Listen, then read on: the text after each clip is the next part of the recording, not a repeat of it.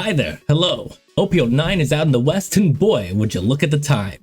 This is now my 4th Nami guide, so if you've watched the other ones, take a little sneak peek into the comments. I've got an alternate version of the time codes just for you guys, that way you can skip any of the parts I've talked about before. But full disclosure, I have never actually taken a One Piece masterclass, mostly because the people who offer them are always one step behind me, so I'm not 100% sure what this is supposed to look like, but my day job is being a teacher, so welcome to my master ? Class on how to play Nami. I intend to make this fully comprehensive, so if you are brand new to Nami, this is going to be a good entry point for you and hopefully a video you can come back to and use to continue to advance your gameplay in the future. If you're a veteran, I hope to have certain sections of this that will challenge you to think about piloting Nami differently than you have before, and if you finish this video without having learned at least one new thing, then I don't know, leave a dislike I guess. However, this does mean that there is a lot to cover. My script right now, because I had to up the font a little bit to 14 point, it is 62 pages. So I recommend that everyone just watch this in chunks instead of all at once. I don't know how long it's going to be right now, but it's going to be long. And the last little bit of housekeeping before we get started, a bunch of you guys commented on the last video about wanting to buy the playmat I made. I had not intended on selling it since it was just something I made for myself, but I was also kind of wary about just releasing the PNG publicly and then some random seller jacking up the price on you guys. So I spoke with the printing company I used. They set up a special link that you can buy it from. I'm going to include that in the description. This is not a sponsorship and I make zero money from this, but they are a very nice company. So if you like the design, you want it for yourself, just head on over there and they'll take care of you. Now, let's get into the video. For those unfamiliar, Nami has a radically different playstyle when compared with other leaders. While this is an advantage in the long run, it also makes her a little bit difficult to learn if you go in with some preconceived notions. So you need to leave those right at the door, right now. Just drop it. I see it in your hand, open the hand, drop it. So keep an open mind. You're going to learn a lot faster that way. Nami is a self-mill deck that specializes in defense. To do that, she sacrifices a lot of offensive potential, at least in the traditional sense. There are some niche builds that can occasionally get wins with attackers, but they are niche for a reason. If you want to play Nami seriously, you're not going to be running a lot of attackers. Since that is so different from other leaders, many players will be unsure of how to handle the matchup, at least at the local level. One of the best things about Nami is that if your opponent makes a mistake, you can make big gains. Spoilers, but we're going to be capitalizing on this with today's build, as my version takes the standard meta build and alters it to give you more flexibility and to make you less predictable than most Nami builds. This means your opponent will be more prone to making mistakes. However, I should warn you, this leader's ability to punish your opponent for making mistakes goes both ways. If you make little mistakes when piloting Nami, you will almost certainly take a heavy hit or even lose the game because of it. This also applies to your build. Nami's consistency is greatly affected by small changes in the card ratios since you're going to be seeing all your cards in your deck. Sometimes people will use the phrase preparation is half the battle to describe the importance of prep, but honestly, your build is going to be closer to like 60 or 65% of whether or not you're going to win the game. I'm not saying that you need to use my exact build that I'm going to put in the video, but I am saying that you need to consider any changes you make to your deck very carefully. My hope is that this video will give you the tools you need to evaluate whether a card would work better for you or not, but that is going to come later. The other 40% or so of winning is going to come down to these 5 things: resource management, probability management, knowledge of your opponent's deck, your memory, and your ability to analyze and then manipulate your opponent. Each of these is going to get a dedicated section in the video, so for now, I just need you to keep that in mind, and we're going to come back to them. And it might seem that I am being mostly negative here, but I'm just trying to impress upon you guys that Nami is not an easy leader. She is challenging, and that is a big reason why she's fun. When you use her well, it's a very rewarding feeling. There's a lot of nuance, and much of it is something that you're going to get with practice. Now, with the release of OPO 9, she gets one of her best support cards and a bonus tech card. Searcher Nami is a 1C character that has, when attacking, look at the top 5 cards of your deck, grab a blue event, rearrange the rest, and then put them at the bottom of your deck, so she's an event searcher.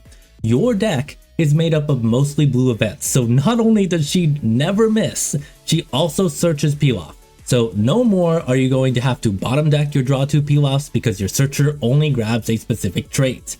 It is Very easy to see why most Nami players just jumped onto using her.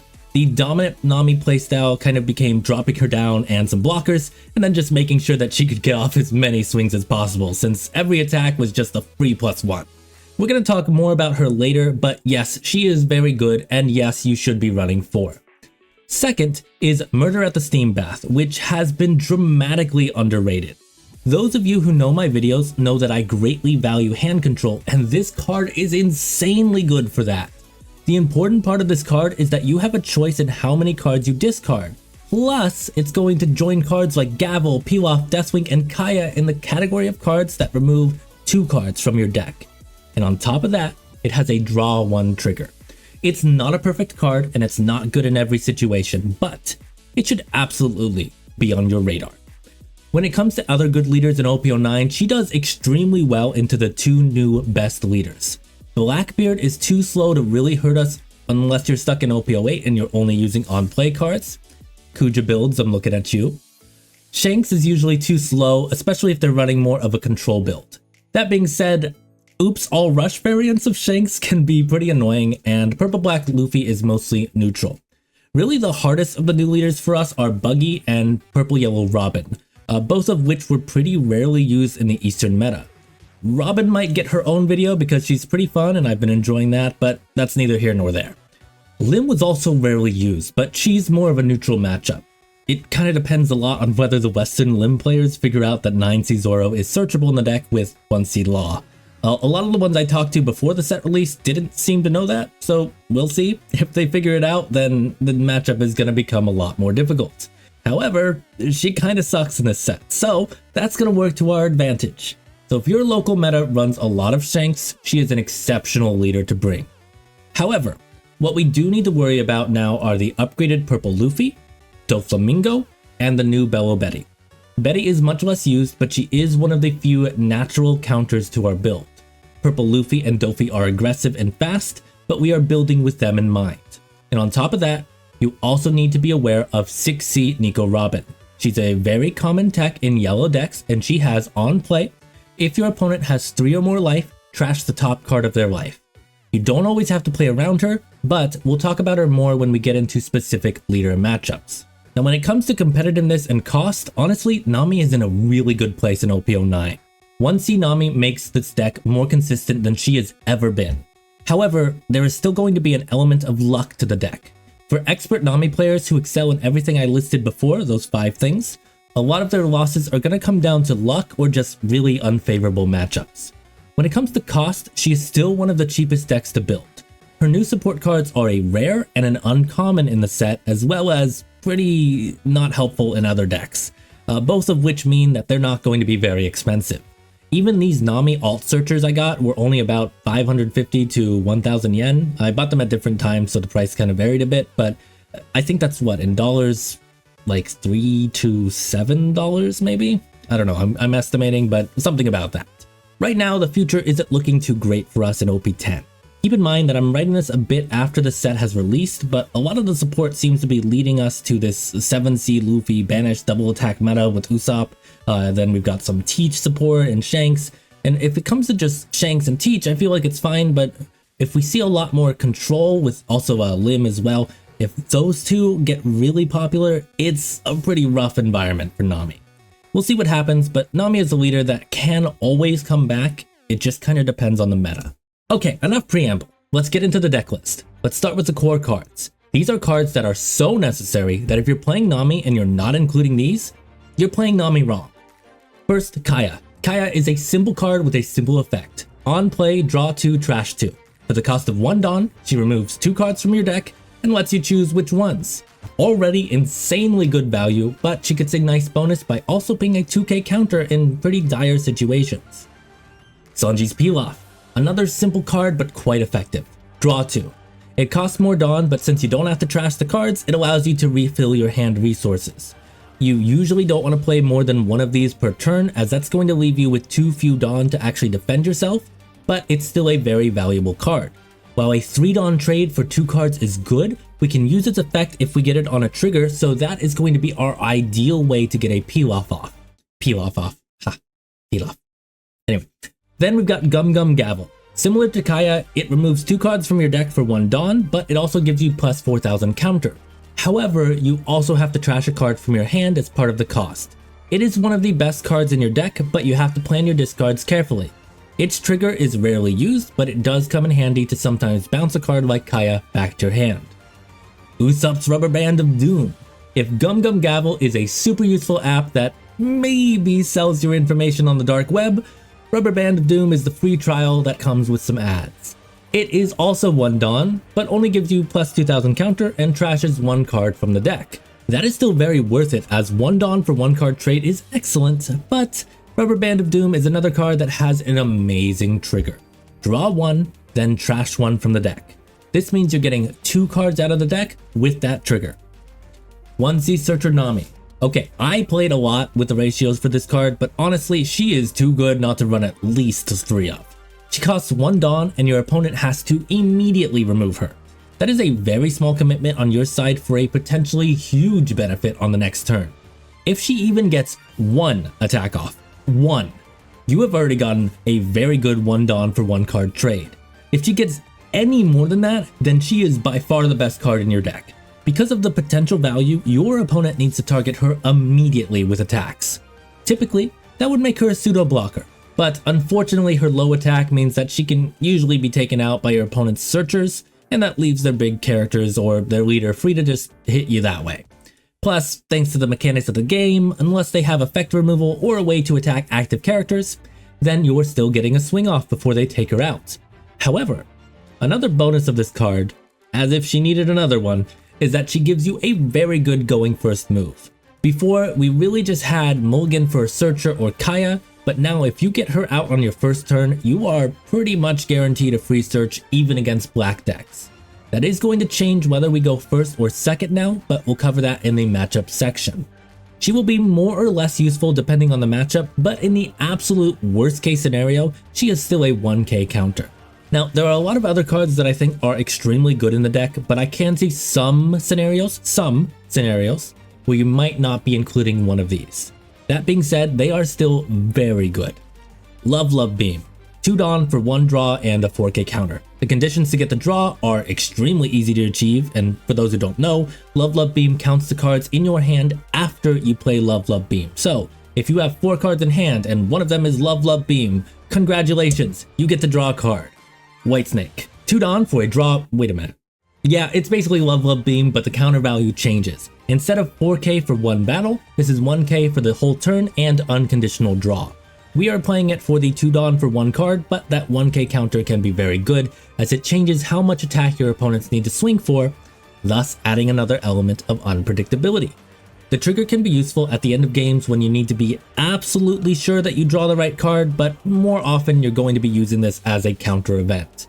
More often than not, you also want to be using this on the first attack of the turn or soon after. If you think you can trick your opponent into going for a 5k swing, then it's okay to wait a little bit. The earlier the better, but sometimes that element of surprise can be worth waiting for.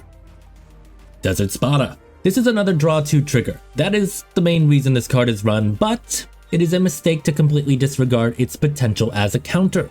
While it doesn't directly get cards out of the deck, it lets you stack the top 3 cards of your deck to enable other combos. This is not the most valuable card and is often going to be used as discard fodder, but it does have its use.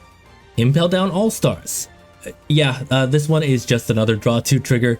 It does have some use in rare situations, as you can use its cost to remove dead cards from your hand, but the real value comes from the trigger. However, if you didn't know, you can play it without paying its discard cost if you just want to remove it from your hand. Basically what happens is you play it down, you pay the 1 Dawn, and then it fizzles because you don't pay the cost. But it is still an important option to be aware of. Deathwing. I have preached Deathwing for a very long time now, but it is such a good card if you know how to use it well. First, it is a 6k counter in 1 card, which, again, makes it hard to predict how much counter you have in your hand. But more importantly, once it's played, you can draw cards until you have 2 cards in your hand. That means if it is the last card in your hand when you play it, you just gotta draw 2. This is one of the main cards that makes this build different from the standard version.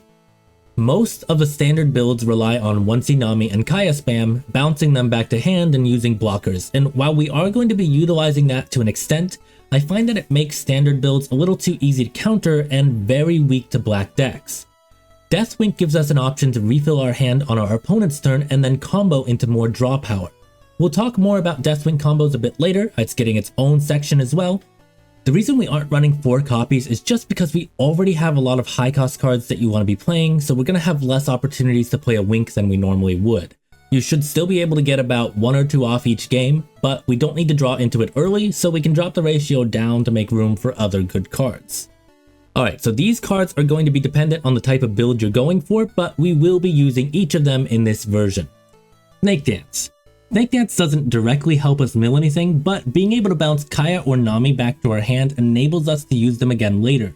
In the worst case scenario, it is a 2-cost 4k counter, but in most cases we can bounce something decent back to our hand. Plus, bouncing the character isn't a cost, so it's not something you're required to do to use it to counter. The standard versions tend to build in 4 Snake Dance and sometimes extra bounce with Overheat or Brick Fist, but as I mentioned earlier, that does make it pretty vulnerable to black decks since you do have to wait until they attack you to then bounce, so they can just very easily remove our characters. That's kind of why I don't think we should be over-investing in the bounce strategy. Boodle. Boodle is an excellent card in this meta. 2 cost, trashes a card on KO, has counter, and is a blocker. We want blockers to help protect Searcher Nami and also to help slow down the aggressive decks like Purple Luffy. And I love using Boodle, but a heads up, you do need to be aware of which decks have a way of resting him. Boodle can be a great trade in those games, but you should never be using him as your last line of defense. For instance, Purple Luffy has starter deck 18 Usohachi. Red decks have Roger to force you not to block. Yamato can run that one event with the super long name. I'm never going to learn that one, so don't even try to tell me in the comments because I'm not going to know it. But knowing things like that can help you make the right decision in whether to play Boodle, discard him, or just do something else. One of the last cards we're running in this list is Murder at the Steam Bath. This does a lot, so just to quickly run through its effects. First, it is a 2 cost for 3k counter, so less counter than you would normally get for that amount of Dawn. Then you can trash up to 2 cards from your hand and mill the same amount from the top of your deck. Since it says up to, you can choose 0, 1, or 2, which makes it a lot more flexible. For most of the game, this is going to be something you use to clear dead cards from your hand and set up a Deathwing play. The counter you get for the Dawn is inefficient, but being able to mill 2 with 1 card does kind of make up for it. However, I find that it has its most use in the last couple turns. Near the end of the game, you usually know exactly what's on the bottom of your deck, especially if you've got a better memory than me.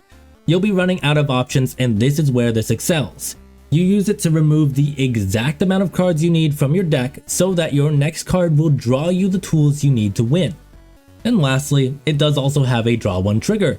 That's not as good as our other triggers, but just a nice little bonus, so consider carefully when to use the trigger or when to keep it for later.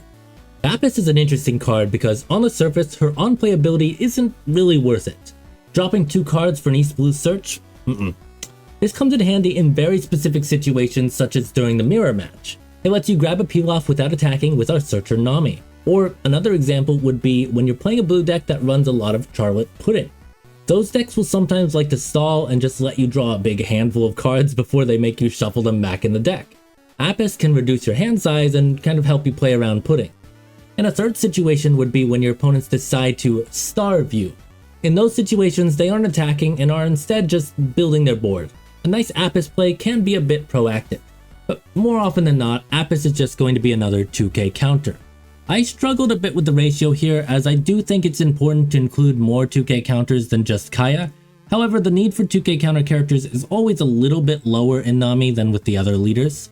After a lot of testing, 2 copies feels like the right amount.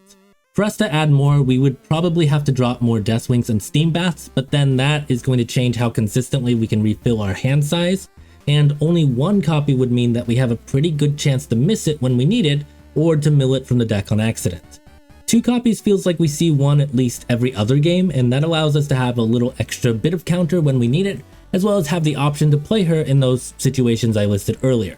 That's my judgment on Apis for the deck, but this was one of the last parts of the deck I settled on, and of course you're free to disagree with that.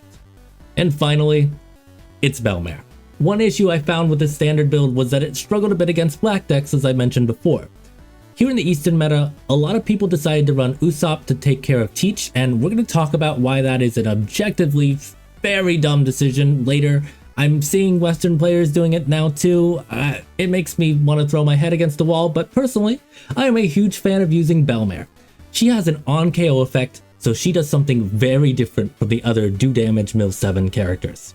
She applies consistent pressure and puts your opponent between a rock and a hard place. Leave her be and risk us finding an opportunity to get a hit in with her, or KO her and let us mill 3 cards. That being said, part of the reason I'm running her is just because she's Nami's mom, and that makes me happy. This deck does just fine without Belmare, and she only tends to help in yellow and black matches, as well as gives us an additional proactive option. So if you prefer, you could drop this and add in a 3rd copy of Snake Dance or Apis. You could even just add in an anti-Nami tech if you're really worried about the mirror, maybe Hanger for example. Alright, so these are the cards I didn't include, so let's talk about why. First, Margaret. For a good 80% of my testing with this deck, I actually did run Margaret. Those who have seen my channel know I don't like Margaret in Nami. She is kind of a worse boodle, but she was standard, so I tried to be open-minded. However, I noticed as I was making changes, the amount of Margarets in the deck just kept decreasing. Eventually, I cut out the last copy and added in Apis instead. My biggest issue with Margaret is usually that she's stuck in our hand since she has no counter. But I do feel like this deck has enough ways to remove her from the hand, so that's rarely going to be losing you the game. What it eventually came down to was 3 cost is still too much for just a draw 1 and block, especially when we're already running 4 Boodle. Most turns that I had a Margaret in hand, I usually had a better way to use those 3 Dawn. Sometimes that was using a Pilaf, other times it was making sure I had the Dawn for a Deathwink. There was almost always a better option. So overall, I think the deck functions fine with Margaret, but I think it functions better without her. Alright, this is the part you guys are gonna get mad at me for. So, Usopp, just don't. Let's go through the best case scenario with Usopp. You play him for 4 Dawn. You attach 6 Dawn. You swing 11k, and your opponent somehow doesn't have 7k worth of counter and doesn't have a blocker on board. You deal damage, you get to mill 7 cards, and you have enough life to survive your opponent's counterattack with no Dawn active. Do you all understand how many conditions that requires? Probably, but I have been watching Nami players constantly gas up Usopp this entire meta like this, so we are just gonna go through this point by point.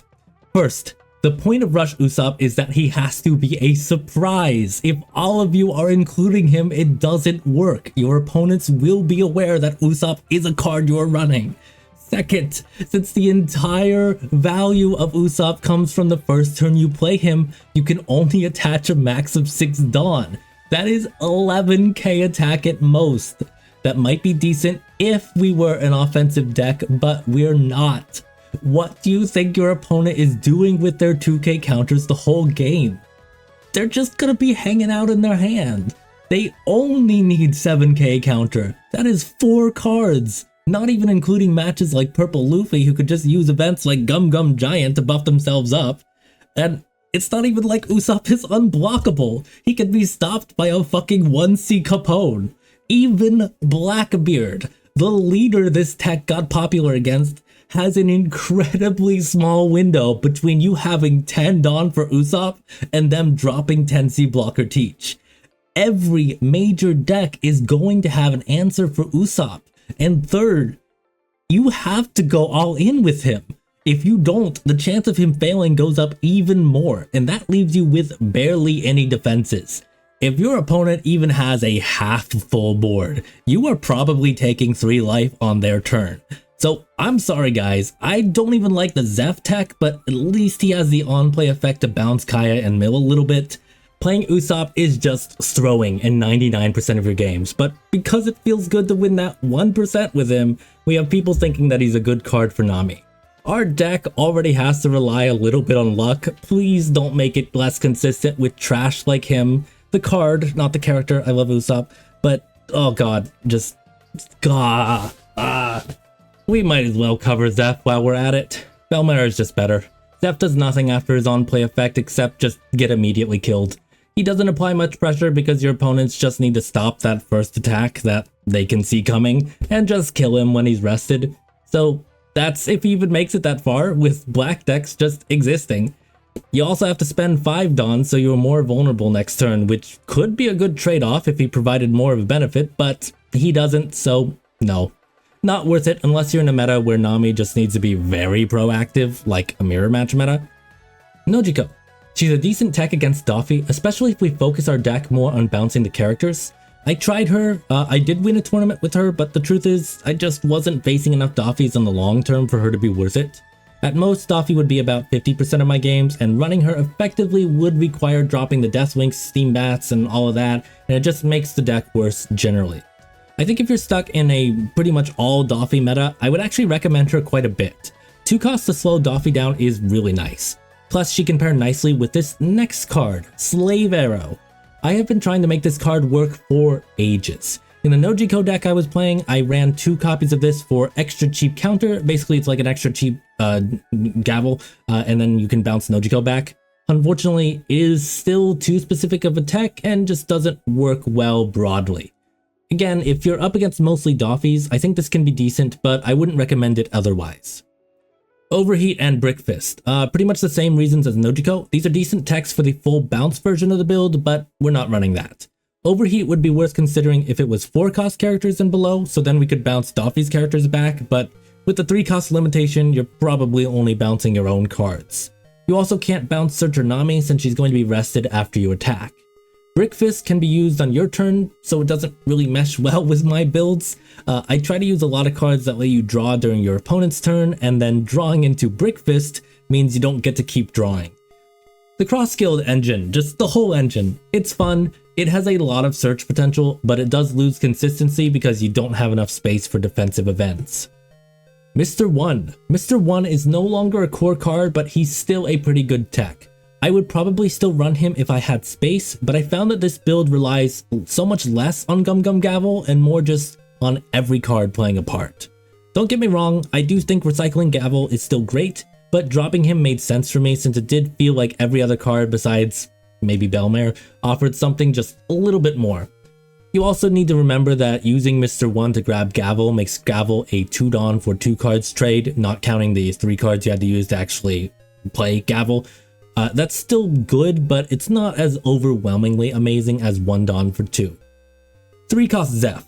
I almost never play against other Namis IRL, and this is specifically an anti-Nami card. It doesn't do anything in any other matches. There was one time on the sim where Ramton and I played, and he said something that really stuck with me.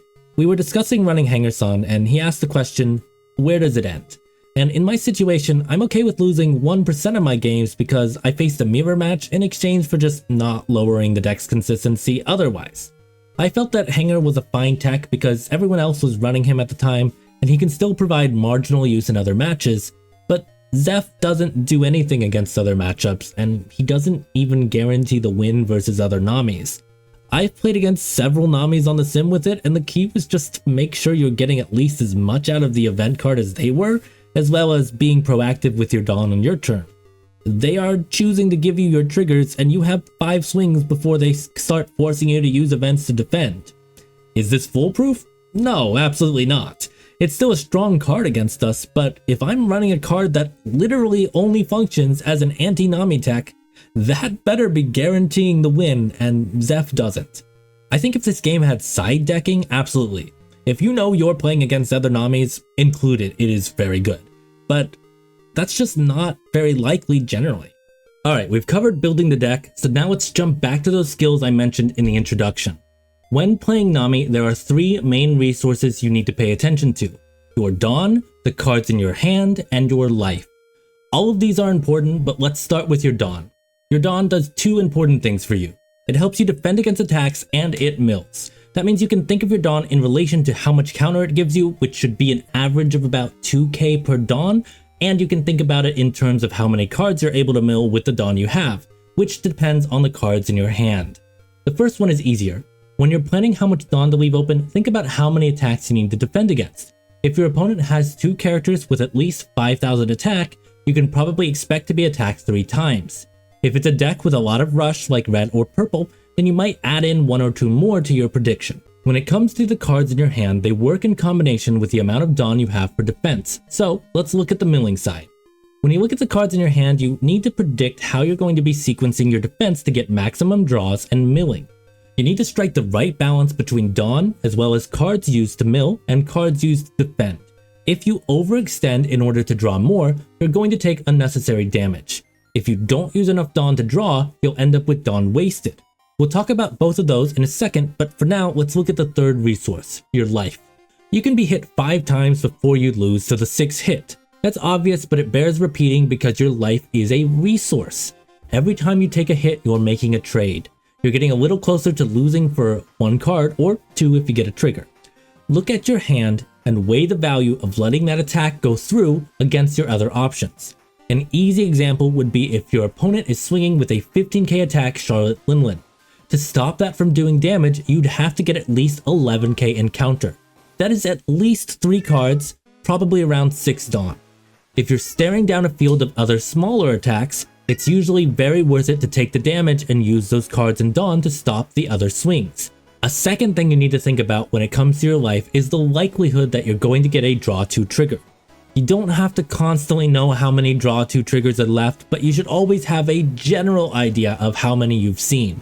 If you think the chance of getting a trigger is high, that's going to make the expected utility of taking that life much higher. So let's say you're looking at a hand with Deathwink and Gum Gum Gavel in it. This would be a great time to take a life, as in the worst case scenario, it gives you fodder for Gum Gum Gavel so you can go into a Deathwing play.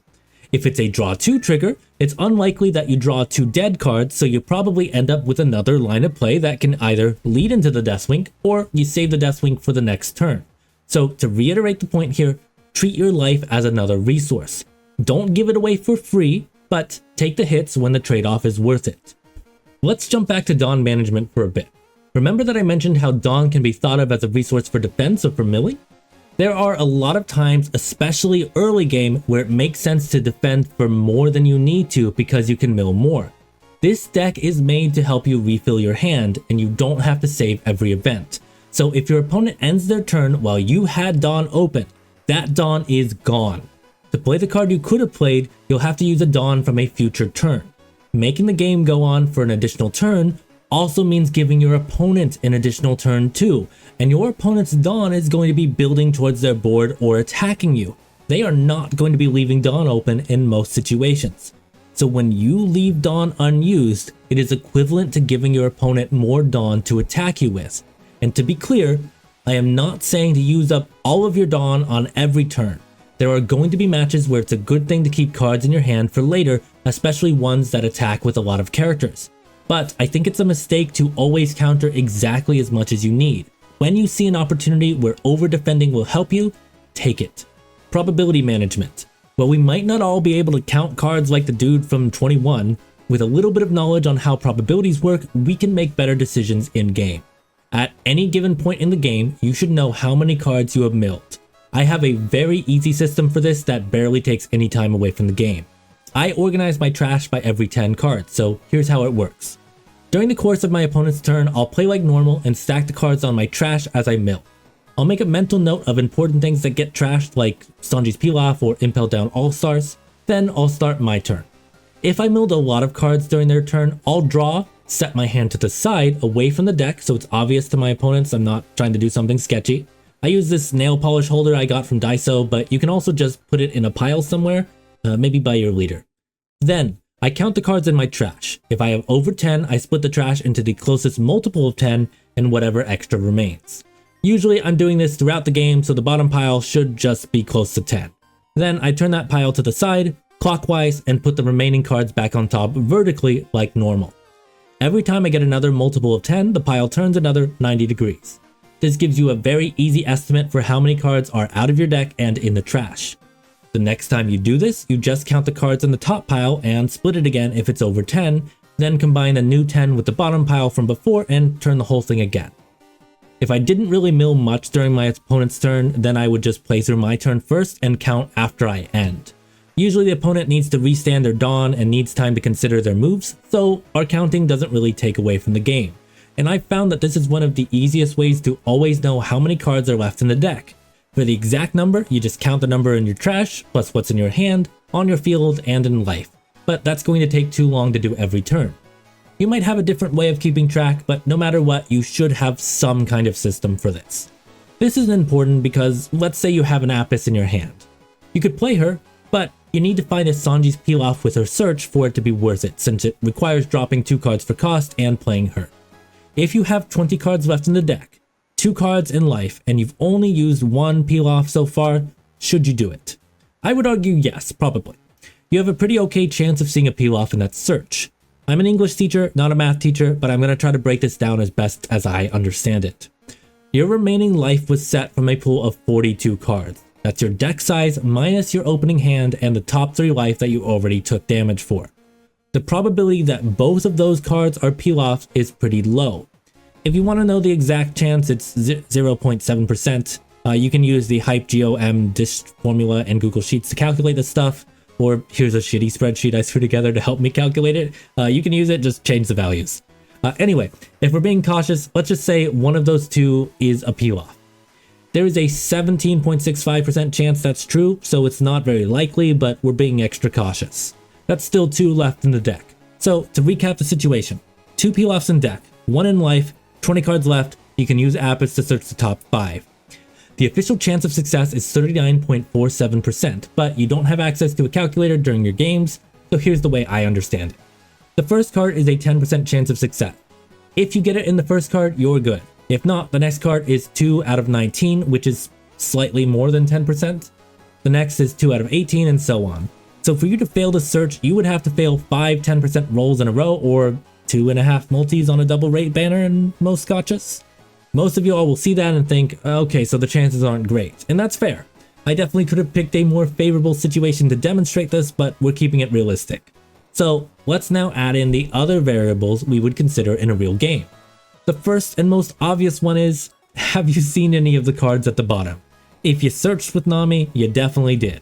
Were any of those peel-off? If yes, then the chances get much worse and you probably shouldn't play Apis. If no, the chances get a lot better and you probably do. So to make it simple, if you did 1 search with Nami and you placed the peel-off on the bottom, your situation is now 1 peel-off out of 16 cards. 1 divided by 16, then 1 divided by 15, then 1 divided by 14, and so on. The chances aren't atrocious. I think it's 31.25%, if I remember that one correctly, but it's worse and it's no longer worth the risk involved.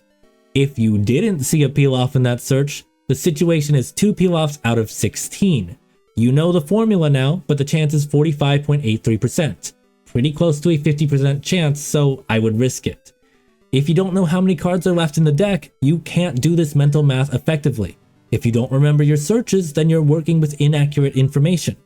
And now for another variable, urgency. How badly do you need that peel-off? Knowing the probability helps you understand the risks, but knowing what level of risk is acceptable requires understanding the rewards. If not getting the peel-off means you're going to lose the game, then the potential reward is massive. In that case, it may be acceptable to take on a higher level of risk, or to put it another way, as a famous philosopher once said, fuck it, we ball.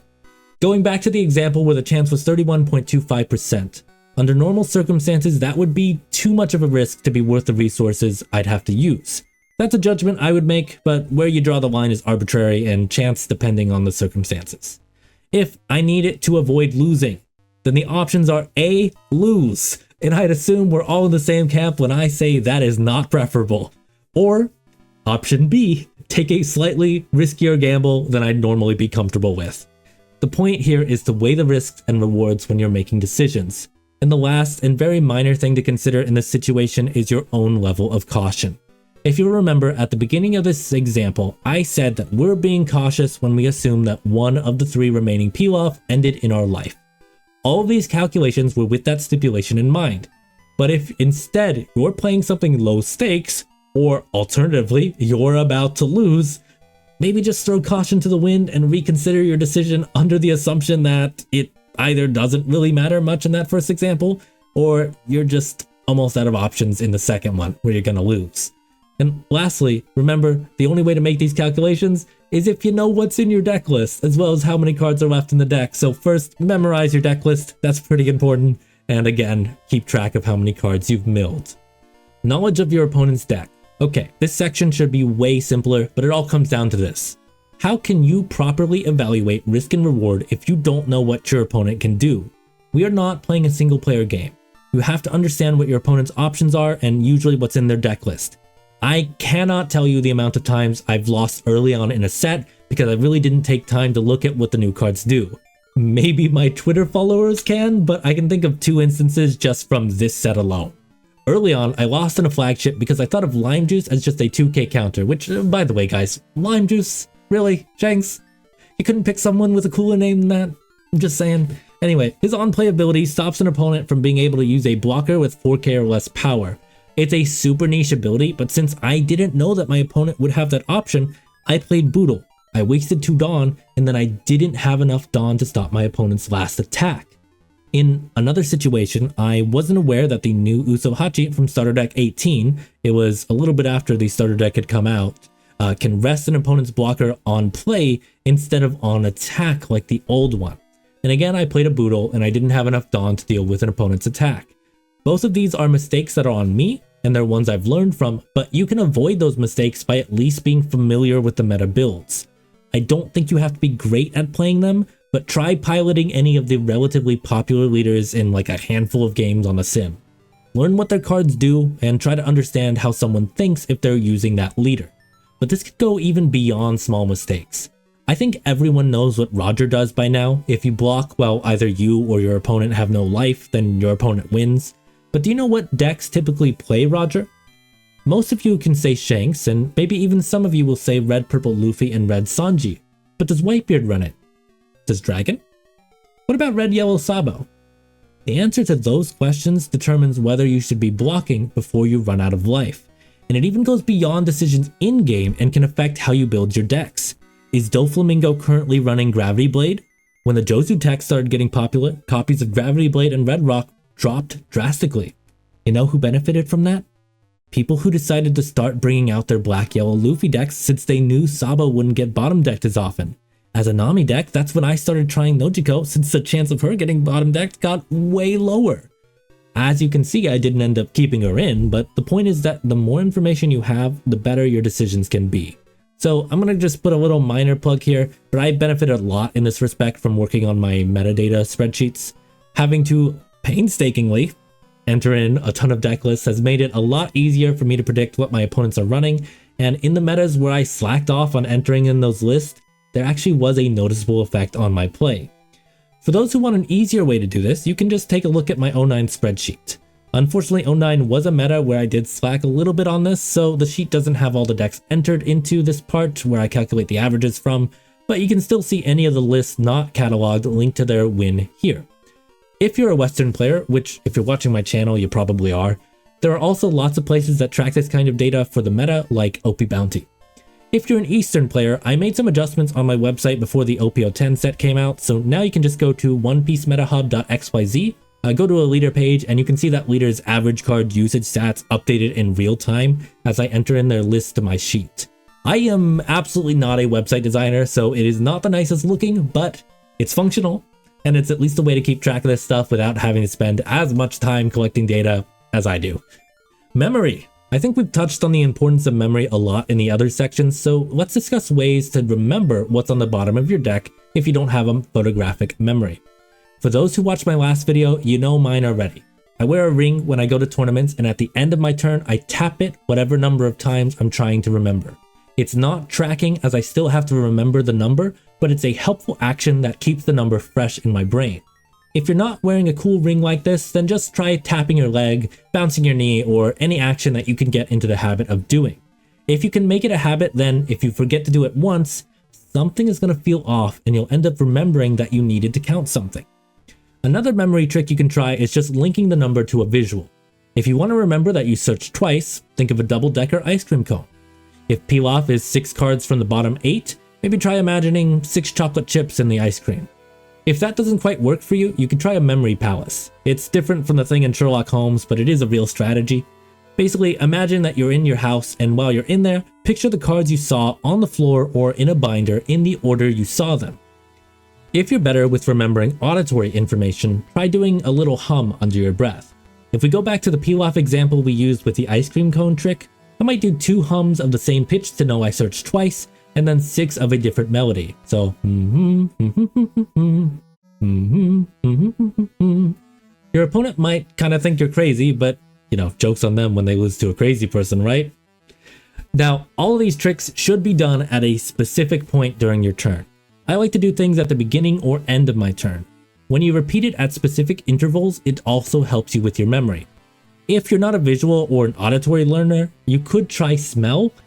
Let's face it, you're at a card game tournament, someone probably smells. You can either take a number of whiffs of that precious BO equivalent to the number you want to remember, or slyly breathe in your own smell for the same number, like this. Or, if we want to be a little bit slyer, take your hand. That's kind of something I've had to do more than once when I've been next to someone who smells pretty bad, unfortunately. You can also do a similar thing visually by tying the number to a nearby player in your mind. If I'm remembering that Pilaf is the 6th card, I would look at the player 6 spaces to my right of the table and try to remember something about them. If they've got a red shirt or glasses, or maybe the character on their sleeves has a suspicious lack of clothing for a children's card game. There's also number pegs. This is similar to the visual link that we talked about before, but with the added benefit of rhyming. If you need to know that Pilaf is the first of the 8 cards, then 1 is gun. Imagine a gun. If you need to remember that Pilaf is the 2nd one, then also imagine a gun. I'm kidding. You should imagine something that rhymes with 2, like glue or blue, dabba-dee dabba-die. So, if you need to remember you search 2 times and Pilaf is number 6, think about a blue dictionary. There are also other memory systems you can use, but these are the ones anyone can do with just a little bit of practice. I'd also say don't try to track everything, it's just going to be too much at once, so try using these systems for the important cards like the Pilafs, the All-Stars, or the Kayas. Psychological warfare. Hey, remember that double-edged sword I told you about at the beginning? You mean this one? No, wait, where did you even get that? Anyway, as a Nami, your greatest weapon is people's lack of understanding. We've talked about how you can avoid making predictable plays in the deck list, but now it's time to talk about reading and manipulating your opponents. Let's start with getting a read for your opponents. There's layers to this. First, certain leaders will be more suited to certain strategies when attacking us, and so, people who play those leaders are usually more likely to adopt those strategies. For example, Red Zoro is usually more suited to going for many small attacks or trying to go for a surprise rush character to get a hit in. So Zoro players often pick a breakpoint and tend to swing for the same number with all their characters. Their leader and their lists favor that kind of style, so it is more likely that they're comfortable doing that and will be more likely to take that approach. But on the other hand, if you have someone like Katakuri, their attention is usually going to be more focused on your life pile, as their deck is more suited to trying to deny you triggers. Katakuri players are more likely to pass turn without attacking, or to just go for a buffed up leader swing. If you have knowledge of the meta decks, you can know what type of strategy those leaders are more likely to take. Layer 2 involves recognizing the type of player you're dealing with. So typically you have 4 types of people. The first type will usually think they can attack you for more than you can defend, and they just constantly go for attacks. These players will likely swing for whatever the highest multiple of 2,000 from 5,000 power, so 7,000, 9,000, 11,000, whatever multiple of that they can manage with the amount of Dawn and characters they have on the field. They're usually going to go for all attacks, or they'll play one character and use the rest of their Dawn for attacks. If you can recognize their pattern, you can respond appropriately. Type 2 likes to take the opposite approach. These players believe that they need to build up a strong enough board before they go for any attacks, and often they just play a character and pass turn. These kind of players want you to let your Dawn go to waste by just not offering you opportunities to use events. The amount of these type have decreased over time ever since the Kuja builds got popular, and Margaret has given players a more active way to draw. With Searcher Nami now in the deck, I don't expect you're going to be running into too many of these players, but I do think you need to be aware of them. If a player takes this approach, your best response is to build up your hand and drop the cards that are less Dawn efficient. The third type of player is the one you need to watch out for. They're experienced at dealing with Nami, and they're going to alternate between attacking turns and passing turn, depending on how much Dawn you have available and the amount of cards in your hand. These people are dangerous, but we can still manipulate them with the right incentives. And the fourth kind of player is the opposite. They aren't very experienced at dealing with Nami and will also alternate strategies, but mostly they're just trying to see what things work. These ones can be manipulated by rewarding the strategy that's easiest for you to defeat. And after the first couple turns, you should have a decent idea of which kind of opponent you're dealing with. First, you need to pay attention to their face when you reveal your leader. If they seem worried, you're less likely to be dealing with a type 3. If they seem annoyed or exasperated, it's more likely to be type 2 or type 3. Then watch how they respond to your first couple of moves. Are they attacking or passing? Where is their attention focused? For instance, if they really care about removing your Kaya, then it's likely that they're worried about a snake dance play. Are they looking at how much Dawn you have open and thinking? They're trying to determine how much power they should attack you with. If you're not paying attention to these things, you're missing important clues that can tell you how to handle the matchup. Editing Waffles here. I am putting a quick example on screen from a recent big tournament here in Japan. It's going to be Shanks versus Nami. So if you are currently just listening to this video through the audio, I would recommend watching this on a screen for the next 30 seconds.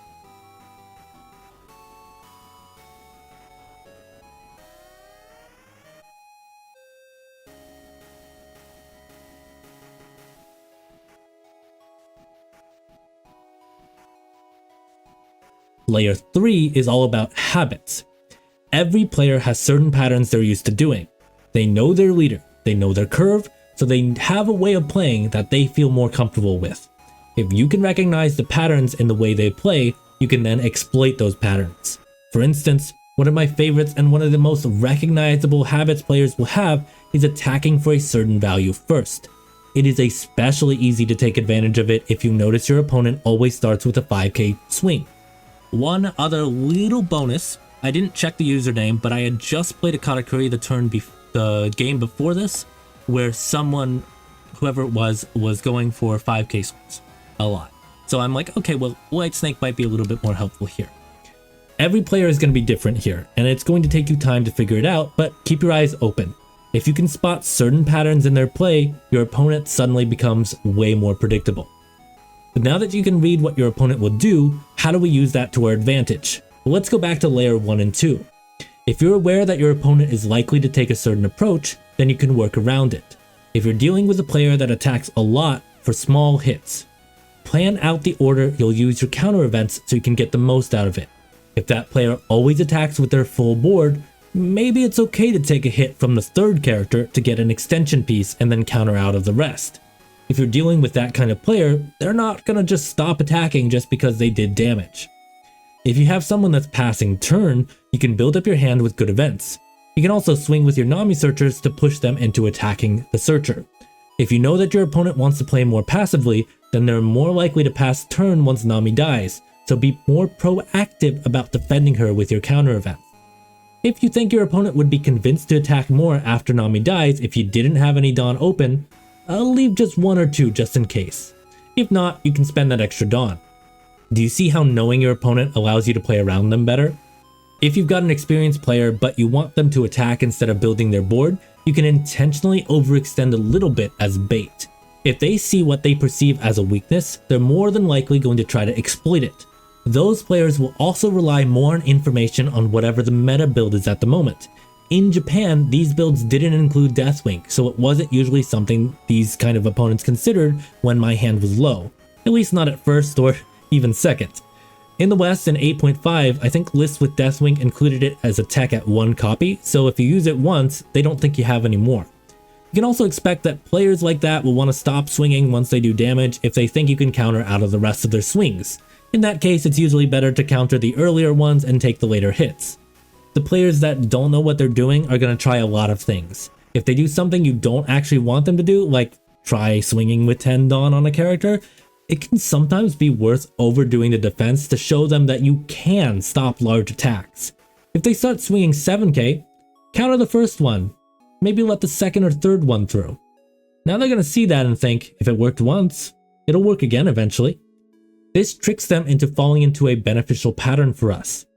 When it comes to player habits, if you recognize them, then it's the same thing. For the players that like to start with a 5k swing, I'll be less likely to discard my white snakes. It's more likely I can use those effectively. If a player is usually starting with playing around white snake numbers, then the opposite is true. People are rarely random. Assuming that they want to win the game and knowing what options they have in their deck, we can use their own logical thinking against them. This applies to any game, but it works especially well with Nami because she forces your opponent to play differently than any other leader, which is going to make them more likely to fall into certain patterns. So learning to read your opponents is not easy, and it's not a skill that's going to come from just watching this video. All I can do here is just tell you what to look for, but it's going to take practice on your end to recognize those signs. And unfortunately, while people aren't random, the cards are. Even if you do all of these skills perfectly, there is a chance you're just not going to have the right response. It can be frustrating, but I think that's something you're going to have to accept as soon as you can, because that frustration is going to hold you back and stop you from being able to see where you might have been able to improve. There's a lesson I remember clearly from when I used to play competitive Pokemon. A YouTuber I used to watch, it's probably Cybertron VGC, but I can't remember exactly, but basically they would end up taking a critical hit that might have caused them to lose the game. Which, for those who don't know, the damage a Pokemon does in the video game is a little bit random. It's usually between two set values, but there's a chance, I think it's about 4% at base, that number, the range, increases by 50%. So some of the people I watched, and myself as well at the time, would run into that kind of unlikely situation and then blame the critical hit for the loss. And sometimes that was true, but something the YouTuber did that always stood out to me was he would analyze the game and think about what he could have done to better avoid being in the position to lose from the critical hit. I think one can actually argue the crit on Entity hurt us because then it meant that I had to make a play. If we don't create Entity there, then I safely switch in Tyranitar, and then you don't get a safe switch into Sneasler. I guess then, though, you can just go for Expanding Force plus Follow Me. So maybe the outcome would have still been similar. Critical hits are an intrinsic part of the Pokemon game, so he accepted that and tried to mitigate it through better play. And I think a similar approach is the healthiest way to play Nami. When possible, try to think over the decisions you made in the game. Oftentimes you'll find that the mistake, in hindsight, was picking the wrong thing to discard. Accept that luck is part of the game we're playing, but I think that you can always improve in the skills I talked about in these sections. So time spent frustrated is not time spent getting better. That's a lesson I still need to work on as well, but I think it's the way to go. And now, it's time to discuss the Mulligan standard and whether you should be going first or second, because, like I said, that changed. By default, for every other set before now, the best thing you could do is go second. That gave you a free card drawn and your opponent less drawn for their first attack. In some situations, that's still the case. However, if you go first and you get a 1C Nami on the field, suddenly you are in a way better spot on your opponent's first attack, as you get to hand pick which event you add to your hand. The simple answer is that you go second against more aggressive leaders that have strong early plays. If you're up against a slower deck that relies on higher cost characters, or against a control deck that can remove Searcher Nami later on, you want to go first and mulligan to get her or a Kaya in your hand. Now beyond that, when it comes to mulliganing, the next most important thing is how many draw 2 triggers you have in your hand. Your deck has 16 draw 2 triggers, and remember that every single one that's in your hand lowers the chance that you get one in your life, since your life goes down after you get your hand. So you want to have as few of these in your opening hand as possible. 0 or 1 is great, 2 is still worth considering the mulligan based on whatever else you have in your hand, and 3 or more is usually going to be an automatic mulligan. And the last thing you need to consider is your first defensive play. If you're going second, do you have something to stop the 8k leader swing? They might not go for it, but it is a common play, and in some matches, you really need to have an answer for that. For instance, an early hit from Yamato or Robin is very punishing, so not having an answer to that is grounds for mulliganing the hand. In something like the Zoro match, they're less likely to want to go for that, and if they do, it's really only one life. It's not great, but it's not as much of a punishment as with the other leaders, so it might be okay to keep a hand without an answer if it has what you need otherwise. Ultimately, those 3 things are all you have to consider. Mastering the mulligan is one of the easier parts of learning Nami. Alright, it's time for us to talk about Deathwing and the order you should be making your plays in. So, if you have 10 Dawn and your hand consists of Deathwing, Gavel, Love Beam, and Murder at the Steam Bath, what order do you play them in? Wrong. Just kidding, I don't know your answer. I'm not Dora, I'm not Santa Claus, but I can still watch you when you sleep. Okay, but with the realistic answer is that it depends on what you're expecting to be hit with. So let's walk through a couple of the various combinations, and then we're going to break it down into simpler patterns. So for 2 Dawn, first, You could go Steam Bath and you could discard the Gavel and Love Beam, and that's going to be 3k counter and then 2 cards from the deck. So then you would Deathwing for another 3 Dawn, 6k counter, and then you get to draw 2 more cards. So that is 5 Dawn for 4 cards from the deck. This might be a decent play if the first attack is 7k or less, it's near the end of the game, and you have more draw cards left in the deck. That play would leave you with 2 new cards and 5 Dawn left. You're taking a risk, but if you don't have anything you can play for 5 Dawn, you still might be able to grab something to fix your hand from your life. It also could work well if you know the top 2 cards of your deck are dead cards, such as 2 All-Stars. In that situation, if you went for Love first, that would mean you draw the first All-Stars, Steam Bath to then discard it and Gavel, and then Wink. So that's going to be 7 Dawn for 6 cards. It's not terrible, but it would have been better to do the Steam Bath into the Wink play. Or possibly even Gavel to trash the Steam Bath and mill the 2 All-Stars, then Love to draw 1, but then you kind of have to hope it's something you can discard or use easily, because if not, no Deathwing for you. If we know that the top 2 are dead cards, then Steam Bath into Wink play would be the safest bet. Another option here would be to Love Beam first. If you draw something useful, you can use it and then Gavel the Steam Bath, then you're ready for the Deathwing. 6 Dawn plus whatever you needed to use for the other card for at least 5 cards from the deck. When we compare it to the first play, play number 1, that's the Steam Bath into the Wink play, that was an 80% return on our Dawn, 5 Dawn for 4 cards. Play number 2 was an 83% return, 6 Dawn for 5 cards. The issue with this play is that if the card is something bad, you can use Steam Bath to drop Gavel in the bad card, then Deathwing, kind of like we talked about if we were drawing into the 2 All-Stars. But that is going to be 7 Dawn for 5 cards, which is only a 71% return on our Dawn. This isn't counting any of the extra counter we get as a bonus for playing other events, because that's just going to add another layer to what might already sound confusing, so just hold that thought, we'll get into it. It also isn't addressing if you draw into something that draws another card, like Whitesnake, as that's going to add yet another layer of using it to draw and then repeating the same calculation as we did with the Love Beam first play. The issue with this is if you're limited on Dawn you can use, you wouldn't be able to go through as many different combinations as we'd like here. So we're just also going to put a pin on that too. So this Love Beam first play is good if the first attack is 8,000 or less and you don't know what card you have next. It's safe if you don't know the next card. As you can see, we've got various options to either remove or use the card we draw. And then option number 3 is actually to take a life. If it's a draw 2 trigger and you draw 2 bad cards, so just for simplicity, you can now go Steam Bath to drop the bad cards, Love Beam to draw a card, Gavel if it's bad, into Deathwing. That's 8 Dawn for 7 cards. If it wasn't a draw 2 trigger, but it still was a bad card, let's just say it was a second Deathwing. Then you can Gavel the extra Deathwing, then Love Beam, Steam Bath, plus 1 card and Deathwing. That's going to be 8 Dawn for 6 cards. This could be a good play if you think that there's a trigger or if your opponent is just swinging something ridiculously high for the first attack. As you can see, having Steam Bath does give us more options than we used to have, which is a big reason why it's worth using in your deck. What's right to choose will depend entirely on the context.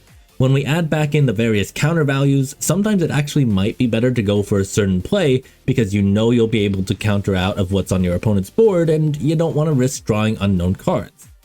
When we add back in the draw layer, maybe you decide to go with that and then you just keep drawing into cards that let you draw more.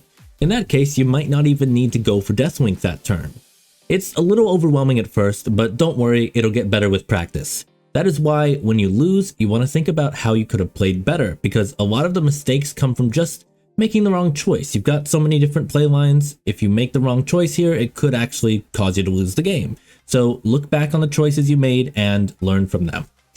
But let's simplify this into something easier so you can remember it as you play. So the first 2 combo lines you want to remember are Steam Bath plus 1 to 2 miscellaneous cards, just for cost, into Deathwing. Steam Bath trashes the miscellaneous cards and sets you up for a Deathwing play. So any hand of 3 or 4 cards that contains a Steam Bath and Deathwing can use this combo. Gavel plus 1 miscellaneous card into Deathwing. This is the same thing as the Steam Bath line. This sets you up for a Deathwing. You can do this with Gavel, Wink, and any other card. So you got that? Now let's add another layer.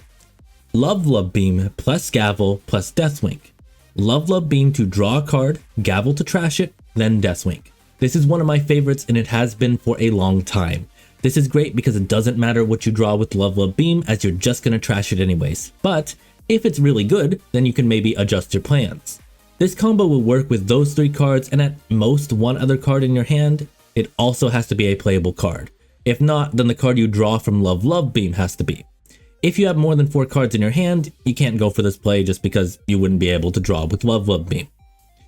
Love Love Beam plus 1 mystery card plus Steam Bath plus Deathwink. Love Love Beam to draw a card, Steam Bath to trash it and the mystery card, Deathwink. It's the same deal as above, but it works better when you already have a fodder card to trash so you can get Steam Bath's full effect. For both of those lines, you can replace Love Love Beam with White Snake and it's exactly the same. So let's apply it. Your hand is Usopp's Rubber Band, Love Love Beam, Gavel, and Deathwink. The simple play line would be Love Love Beam, Gavel, Deathwink, with Rubber Band being able to play any time before Wink because it doesn't affect your combo, which again was Beam, Gavel, Deathwink, if you forgot. If you replace Usopp's Rubber Band with a 2k counter like Apis, it's going to be the same. But what if it's your turn? Now it's your turn. We replace Rubber Band with Kaya. Well then it's actually very simple. You play Kaya. If you get 2 better cards, you can trash something from your hand, but if you get 2 worse cards, you still have your Beam, Gavel, Wink combo. Now let's try something harder. It's your turn, and your hand is Deathwink, Sanji's Pilaf, Gavel, and Steam Bath. Now Dawn is a factor, because if you play Pilaf, that means you're down 3 Dawn and you only have 7 to defend yourself with. If you plan to use Wink as well, that's 4 Dawn left. If both cards you draw are dead cards, then you have to Gavel 1 and Steam Bath the other, leaving you with only 1 Dawn after your Deathwink draw. However, if both are playable cards, you might not need to Deathwink and you can instead Gavel the Steam Bath and use your new cards for defense. Not needing to use the Wink would mean that you have 6 Dawn for defense. Alternatively, you could avoid taking the risk as you do have Steam Bath, 2 miscellaneous cards, and Wink combo. If you're up against a passive player, the Pilaf is almost always going to be the right play. If you're in a matchup where you're going to face a lot of small hits, Pilaf might still be the right play, but it could go either way. If you're in a matchup where you're going to be facing 1 or 2 big characters, Steam Bath into Wink might actually be better, especially if you have some extra life to fall back on if you draw badly. Making the right call in any given situation is a skill that you work on like any other. Knowing all of this in theory is one thing, but being able to work through the thought process on the fly is another thing entirely. That's often where I make mistakes during in-person games, but the more I, and by extension you, practice, the better we're gonna get at this. So now then, let's deep dive into matchups and discover the best ways to handle each leader. I'm just gonna do this in set order, and if I skip a leader, it's because it's irrelevant, it's self-explanatory, or I forgot for some reason. Zoro. Zoro has pretty much become the norm by now, so what that means for us is that we can expect a lot of 5k and 7k attacks each turn. The biggest change for us is that White Snake becomes slightly less useful, as it's easier for Zoro to play around that than it used to be. I think it's still worth using, but I think you need to treat it like you would normally. Just don't be holding on to it like it's the holy grail. Second, you can expect Zoro to have 2 main aces in the hole, Dragon and Kid Killer. Dragon is very easy to play around if you expect it, so just watch how much Dawn they keep open when they start to swing. If they leave 8 Dawn open, Dragon is probably hitting the field, so count on an uninvited +1 to the number of attacks. Kid Killer is a little bit more difficult. Basically, his existence in the deck means that you need to be a bit more aware of what dropping to 2 life actually means. The switch from 3 life to 2 comes at the subtle cost of making yourself more vulnerable, so defend that life a little bit more than you do the others. Not to the death, but if you take it without considering the consequences, it's likely you're gonna pay for it. Another card you do need to be aware of is Diablo Jambe. Most decks will only run 1 to 2 of these, but if there's a Straw Hat or an active leader on the board, like Zoro, be aware of that and use Boodle to block before you take your last life card. That way you can use your event cards to protect against the later hits. Other than that, I found that the higher base stats also means you'll have a harder time removing their bodies from the board, so instead of swinging your leader at the 5k characters, I actually think you should be starting by attacking the 4k and below. Your opponent is less likely to continually pay the 2k counter costs, and eventually you're going to remove a body. It won't make a huge difference to your opponent, but that is a couple of Dawn that they can't use on attacking you the next turn. If you swing at the 5ks, they almost always have enough counter, and you're really just gonna get nowhere with it. If you go first in this matchup, make sure you can handle 2 6k swings on their 4 Dawn turn. A common play is the 6k leader swing into Rush Zoro. You might think you're safe with a gavel or something, but it is important to have 2 separate events to stop these, or at least like a 2k counter and an event. Playing the 1C Nami on turn 1 is perfect, as they usually have to dedicate an attack to removing it, and they avoid attacking the leader instead. But ideally, you want to go second. This turns the 2 6k swings into 2 5k swings, or a 5k swing and a setup. Perfect starting hand here would be 1C Nami, gavel, and an Apis. Doflamingo. Doflamingo actually has a pretty similar vibe to Zoro. He's going to be all about a lot of the small swings, except for the leader, who will usually be boosted. I actually like going first here. The Doflamingo player wants to set up their board as soon as possible, so going first allows you to get 2 turns in before their first swing. If you get out a Searcher Nami early, you can usually get her effect off. And on a 4-dawn turn, you give your opponent the option to play a Jinbei from their hand and swing 5k with their leader. If you've got rested Searcher Nami, they can often feel inclined to just go for that and swing at the character, which actually puts way less pressure on your defenses. If you have a card to bounce Nami like Snake Dance, you can go for it here and you'll usually be safe. If you don't, she will have already been worth it and you can let her get KO'd instead of opting for something that mills. If they don't swing at the Nami, they'll usually still only swing 8k since they want to use their leader's effect. That's easy enough to counter out of, and then you get another search. So by going first, we can set ourselves up pretty nicely. From there, you need to be ready to take a lot of 5ks and 7ks, especially 7ks. White Snake is pretty nice here since outside of the leader swing, they often don't boost their 5k characters. If they do, they aren't really building their board. Doflamingo is also a matchup where going for more of a Deathwing build actually works out really well for us. Because of the way our build works, we already play around Pudding, so they will rarely have a good chance to use her. And by not relying as much on the blockers, we don't get punished by Gravity Blade as often. Which, by the way, White Snake is important on their 7 or 8 dawn turn if you have a blocker out. Basically, if they bottom deck the blocker, a White Snake can usually nullify a lot of their field since they don't have much dawn left.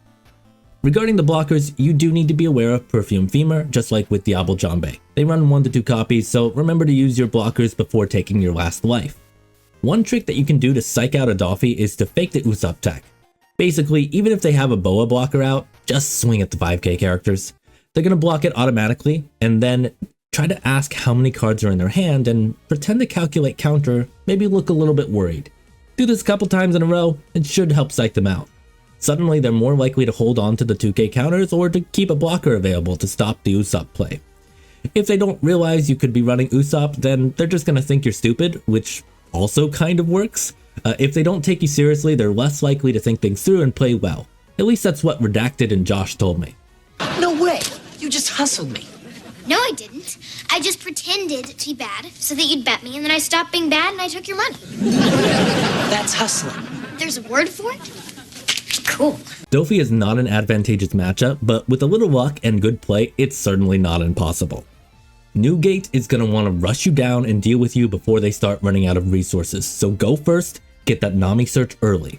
They have effect removal later, so you want to get the advantage from search before they can start removing her. Outside of that, you want to focus on defense. You want to draw this game out. Your Deathwings are going to be a lifesaver here, as going for peel off too early will put you in a bind. Newgate isn't really that popular nowadays, but you do need to be aware of him. Ace. Ace really isn't that popular either, so I don't have much recent experience with him. My main tip is just to be aware of Flame Emperor. 7 Dawn to turn him into an 8k Yamato, i.e. giving him double attack, so that could be a big problem if you're not prepared for it.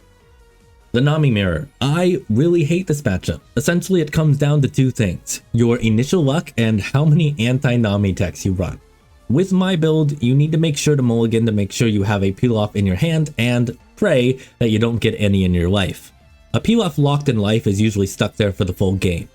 Searcher Nami can still be good, but you need to recognize how much advantage you're giving your opponent and only make this trade when it makes sense. Basically, that comes down to how much Dawn they have available. You've got to be able to recognize when they overextend, usually by doing a peel off and 1 or 2 Margarets and then take advantage of it. Basically, if they don't have much Dawn up, then they can't use many events, so you can attack with Searcher Nami to then search out your peel off. But if they have a lot of Dawn open, then attacking with Nami is going to open you up to them just playing all of their events at once. If their anti-Nami tech is 3C Zeph, you take the life hits and try to be as proactive as you can on your turn. You want to hope that you get a good enough lead from any triggers and the turns before you run out of life. If they're also running Belmare or 6C Zeph, if you can't counter with only 1 card, it's actually not worth it. Every card you use to counter is 4 from their deck, so take the hit and give them 7. That's usually better than countering with more than one card. Obviously, character counters don't count towards that since they don't trigger 3C Zeph's effect. If you can remove the 3C Zeph, it's worth attacking with Dawn attached to the leader. Remember that removing that will allow you to defend yourself again, so it will buy you some more time. And I talked about why we don't really run anti-Nami techs in this build when I talked about this Zeph, but the cost of that choice is that you're usually at a major disadvantage in this specific matchup. When it comes to Katakuri, they have 2 not-so-secret weapons you need to be aware of. Most of you will already know about Tensi Mama. When she drops, she trashes one of your lives, aka prevents a possible trigger from activating and adds a life to their pile. But now you need to know about 6C Robin. She trashes one of your lives if you have at least 3 left. This means that they now have 8 cards in their deck that trash your life, but Nico Robin's condition gives us some ways to play around it. Katakuri players tend to alternate between being very aggressive and passing turns to stall and rely on trashing life. Knowing which type you're up against is important and will determine how you play this. If you have an aggressive Katakuri, you can expect that they're going to swing with leader early. Remember that their leader gives them info on your life, so you need to watch their face and remember their reactions when they see the card. It tells you a lot about what's in your life and how they intend to play it. Aggressive Katakuri players will often move your triggers to the bottom. If they move it to the bottom, you should probably defend against the attack. They want to apply continual pressure and get you to fold by running out of hand resources, so it's important to avoid taking unnecessary hits. Less aggressive Katakuri players will sometimes swing with their leader in ways that they know you can stop, just so they can get information. These players will often leave the triggers on top because they expect to trash them later. If you're up against one of those, consider taking the hit. It's unexpected and you can profit from the trigger instead of having it wasted. If you realize you're up against a more cautious Katakuri, consider overextending a little bit and put yourself under 3 life. It is a dangerous strategy and it very much relies on your ability to clock your opponent, but it throws them off and it limits Robin's ability to screw you over. If you can get that early lead, you can use that to finish the game before too many big moms come out. Belo Betty. Call a construction worker over here because you have to hope to Betty bricks. Kidding, but this is an extremely tough matchup. It was already hard, but with her buffs this set, it becomes even more difficult. I often like to think of Betty as the polar opposite of Nami. Her deck relies on going all in early, and it's generally pretty bad defensively and lacks consistency, which is why she doesn't see a ton of play. But our leader can't really punish her since we lack offense and we need to draw out the games, so her all-in play is difficult to work around. I think getting Boodle out in this match is pretty helpful, especially if they don't have Lindenberg out yet. You also need to remove Karasus as soon as possible. Like, every turn that Karasu is on the field, you are in a much worse position. If you're in a meta where Betty is being played a lot, then the best advice is just to not play Nami. But if it's a situation where you find yourself getting bullied by a single Betty at your locals, it's worth adding in some of the bottom decking events. Gravity Blade and 3000 Worlds are searchable with 1C Nami, so you can rely a little bit more on getting those when you need them nowadays.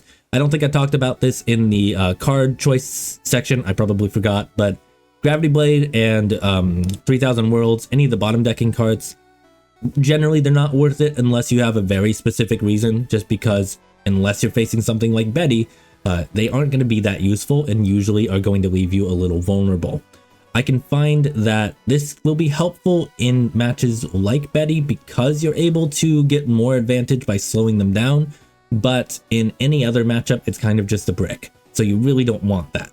Purple Luffy. Purple Luffy is also a deck that relies a little bit more on aggro players, but the new version does have a pretty standard curve they like to follow, and knowing that will help you predict their early plays. They like going for the 1C Law on the 1 or 2 Dawn turn, that lets them search. Then they leader ability to ramp up to 4 or 5 Dawn and then play Searcher Zoro Juro. Then leader ability to jump to 7 or 8 Dawn for Luffy Taro and another body, then 9C Rush Luffy. On your 2 or 3 Dawn turn, you can get away with leaving only 1 Dawn open. That can be used to defend against the 5 or 6k leader swing, or bait them into going off curve and not having an extra body. On 2 Dawn, it's best to play Kaya or Searcher Nami. On 3 Dawn, Boodle is better since that still gives you an out if they go all in with leader, or it gives you a blocker later in the game. They can use Uzohachi to rest the blocker, but that's really only helpful when they go for lethal, so getting Boodle out early means you'll probably get some use out of him. When you're on your 4 or 5 Dawn turn, try to leave 3 Dawn open if you have White Snake, or 2 Dawn if you have 2 1C events. You can usually expect just the 5k leader swing and the 6k Zoro swing. If you got the Boodle on the board, even better. The goal for you in the early game is just to get the 10 Dawn without taking more than 1 life. That's going to put you in a great position later. Thankfully, they don't really run Magellan anymore, so you really just have to focus on getting through their normal curve. Also, Starter Deck 10 Law is still used occasionally, but at a much lower rate than before, so you don't need to be as hyper aware of your hand size as you needed to be before. And once you've gotten to 10 Dawn, then you just play the deck normally. The Death Swings allow us to keep enough hand resources to usually make it through. I find that Belmare can be a decent play occasionally, but usually you want that Dawn for defending. You don't usually get a free turn versus Purple Luffy. Enel. We have a huge advantage against Enel. Enel relies on big, slow characters as well as gaining resources from their life. They don't really have any ways of ramping up their Dawn, so they have to play with a natural curve, thus giving us several low pressure turns early. Be mindful of your resources and don't overextend, but do try to play proactively when you can. Just because you have an advantage doesn't mean you should play sloppily. I'm looking at you, pre-coffee waffles. Basically, you don't need to save all your Dawn, but keep a couple open to stop or at least gain some advantage if your opponent swings. With Nico Robin around, you can expect her to trash 1 or 2 of your life, but Robin alone isn't enough to bridge the gap. If you can, go first in this matchup and get a Nami out. I also really like playing Belmare in this match. The main out they have is Gadatsu or 9C Yamato, but both are limited and both are KO removal, so they trigger her effect. In the meantime, little pokes with Belmare can apply a lot of pressure, and if you ever see an opening for the 7 card drop, that basically wins you the game. Perona. That's a great matchup for us. They are slow, but the main thing you need to be mindful of is their leader effect. Most of your characters are getting KO'd, so don't play Searcher Nami unless you can play 2 in that turn. Playing Kaya is fine, but bouncing her back to hand with Snake Dance is not something you can count on, so don't hold on to Snake Dance too strictly. Boodle is still going to be a 2 Dawn for 1 card trade, but you won't really get to use his blocker effect. Still a decent Dawn trade, but playing him would be a lower priority. Yamato. Yamato is one of the biggest attack all Dawn to leader and swing on turn 2 leaders out of all of them. With double attack dropping you to 3 life, you will give him a major advantage in the rest of the game if you can't stop that. So you want to go second? You want to make sure you mulligan for a way to stop that early. So Boodle or any combination of cards that give you 4k counter for 2 Dawn. It is not worth giving up the life to get a Searcher Nami out on the field here. On top of that, you do need to be consistently aware of an own Nami or Hody Jones play. Dropping in our own Nami gives Yamato banish and can punish us severely if we overextend or we just don't have the resources to stop the swing. Hody Jones is a favorite among Yamato players, so you should always make sure you calculate your Dawn with 2 Dawn down, at least as long as they have 7 Dawn available. Good news is that they'll usually play him before swinging, so you can predict if they're going for Hody or not. If they swing with their leader beforehand, you don't have to stress too much about Hody. If they don't have double attack up, then just taking 1 damage from a Hody swing usually isn't that bad. Reiju. Seriously, it has been 4 sets. I have no idea how Reiju players still do not know to go for Judge versus Nami. Tragically, I've now run into a total of 3. Only 3 Reiju players that have understood this. I have said this for 4 videos now, but whether this is winnable entirely depends on if your opponent understands their own deck. Reiju has 3 main tools that when used properly make our chances of winning quite low. Pudding, Ichiji, and Judge. And a good Reiju will usually start off passive and just build up their boards, constantly passing turns so that they can pudding you. Thankfully, we have a few outs for this. First, you can play around pudding pretty easily by limiting your hand size. So playing characters, using Apis, and even using Impel Down All-Stars and paying its discard cost can all just keep our hand size small. On top of that, if we get Searcher Nami on the field, you can punish them for not attacking. Of course, if they have Niji in hand, a good Reiju player will just pop the Nami. Ichiji will put pressure on us by being a 7k body with Rush they can cheat out easily. Thankfully, this is the easiest one of the 3 tools to deal with. If they're being aggressive, you might have to take an early life, but then it's just a matter of keeping enough Dawn open to defend against an Ichiji play. Most Reijus just rely on attacking you with a bunch of Ichijis and 5ks, and then they give up on the pudding play when they see you playing around it. That is fantastic. If you have a Reiju like that in front of you, it is a very winnable game, though you still will have a minor disadvantage. If you are unlucky enough to face a Reiju Master, then they're going to save that Ichiji aggression for later in the game, and they'll focus on getting out Judge. Judge will constantly keep you a Dawn down, and you'll have to deal with a full board and then the Ichiji rush. In that situation, you are shit out of luck. The best solution I've found that can sometimes work is baiting the Nijis with Searcher Nami and then going for a Belmare play. Most don't run Yonji anymore, so they don't have blockers. If they still have Niji, she's just going to be going to your hand though. But again, I've only faced 3 out of literally countless Reijus that could know to do this, so I don't know why, but you can probably have a good chance against the average Reiju player. Moria, super winnable matchup here. Try to go first so that you have 2 turns to bring your hand down below 5 so you can dodge Perona, or so you can have a fodder card to discard. Belmare is fantastic in this matchup. She's either going to get removed and so her effect goes off, or if you don't want to try swinging at leader, she is an extra 5k body to attack their characters, since most of their characters are all 5k. If you want them to bring out Absalom instead of a Perona, drop Searcher Nami on the board. It's going to force them to prioritize Searcher Nami over your hand resources. And one thing you do need to be aware of in OP09 is Starter Deck 6 Smoker, the one with double attack. It's a pretty common tech in Moria now, and it's pretty much the same thing we talked about with Yamato, just try not to let him get a hit in.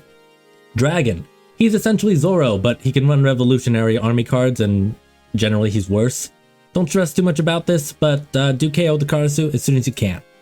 Bonney. Bonney is overall fine as she is a somewhat slow deck, but there are a couple turns you need to be aware of and prepared for. First, at 9 Dawn, if you're unlucky and they already have the Zoro in hand, he's going to be dropped down here. On your next opponent's turn, you're getting attacked with at least 3 Zoro swings and whatever the other characters are on their board. So you need to calculate which attacks you're willing to take, and you need to make it less predictable so your opponent struggles a little bit here. So for example, if you decide you're going to take the Zoro swings and then counter out of the other characters, and they start with just the Zoro swings, maybe take the first 1 or 2 and counter out of the second or third one. You don't want your opponent to just get the 3 damage in and stop swinging while you still have events to play. If they only get the 2 swings off and you have shown that you're willing to defend some of your life, you then incentivize them into swinging with their other characters.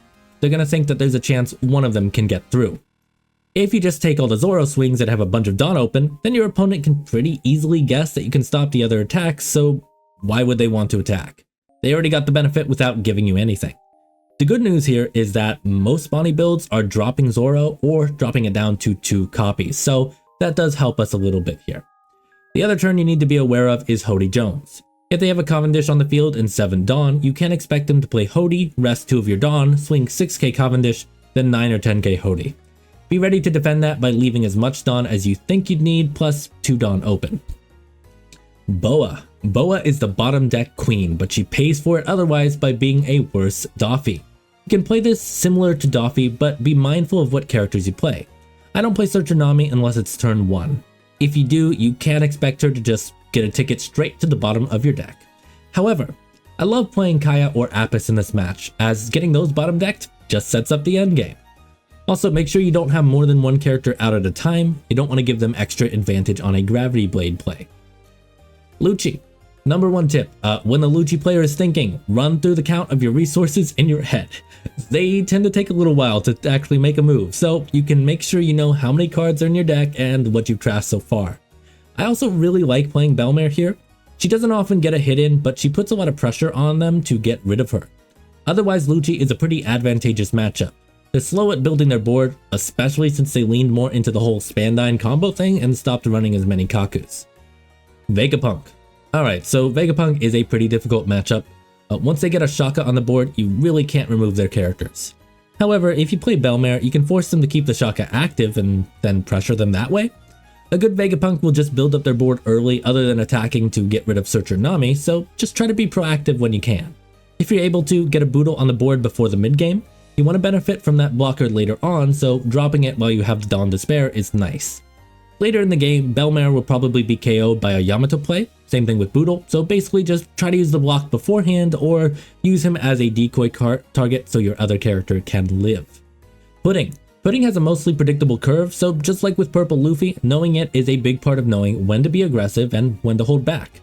The issue really is just 10 moms, so you have to hope they can't get 4 10 moms out quickly. If they do, you don't have much of a shot. Pudding goes 1 or 2 Dawn, then on 3 or 4 Dawn, the leader will swing to ramp up a Dawn. That's going to get them to 6 or 7, where they'll play a character that helps them ramp again, and maybe a 5k swing for another ramp, so that will get them to 10 Dawn the next turn. Early on, you can anticipate an 8 or a 9k leader swing, then a 5k leader swing on the next turn, so you should be able to defend it on your 2nd or 3rd Dawn turn, and then you should go in a little bit more on your 4 or 5 Dawn turn because you won't be taking as much damage. They're probably going to have Mulligan for 10 Mom, so you're likely facing down a 10 Mom and then pass turn after that. So be a little bit more proactive on your 6 or 7 Dawn turn to bait some attacks, or at least to have some benefit if they pass. After that, you really just need good top decking luck with Deathwing to play through the big swings. Shanks, yes, I love a good Shanks matchup. There are 2 main Shanks builds that form a spectrum between control and aggro, and all Shanks players usually build somewhere in the middle or leaning towards one side. The fun part is figuring out what kind of Shanks your opponent runs.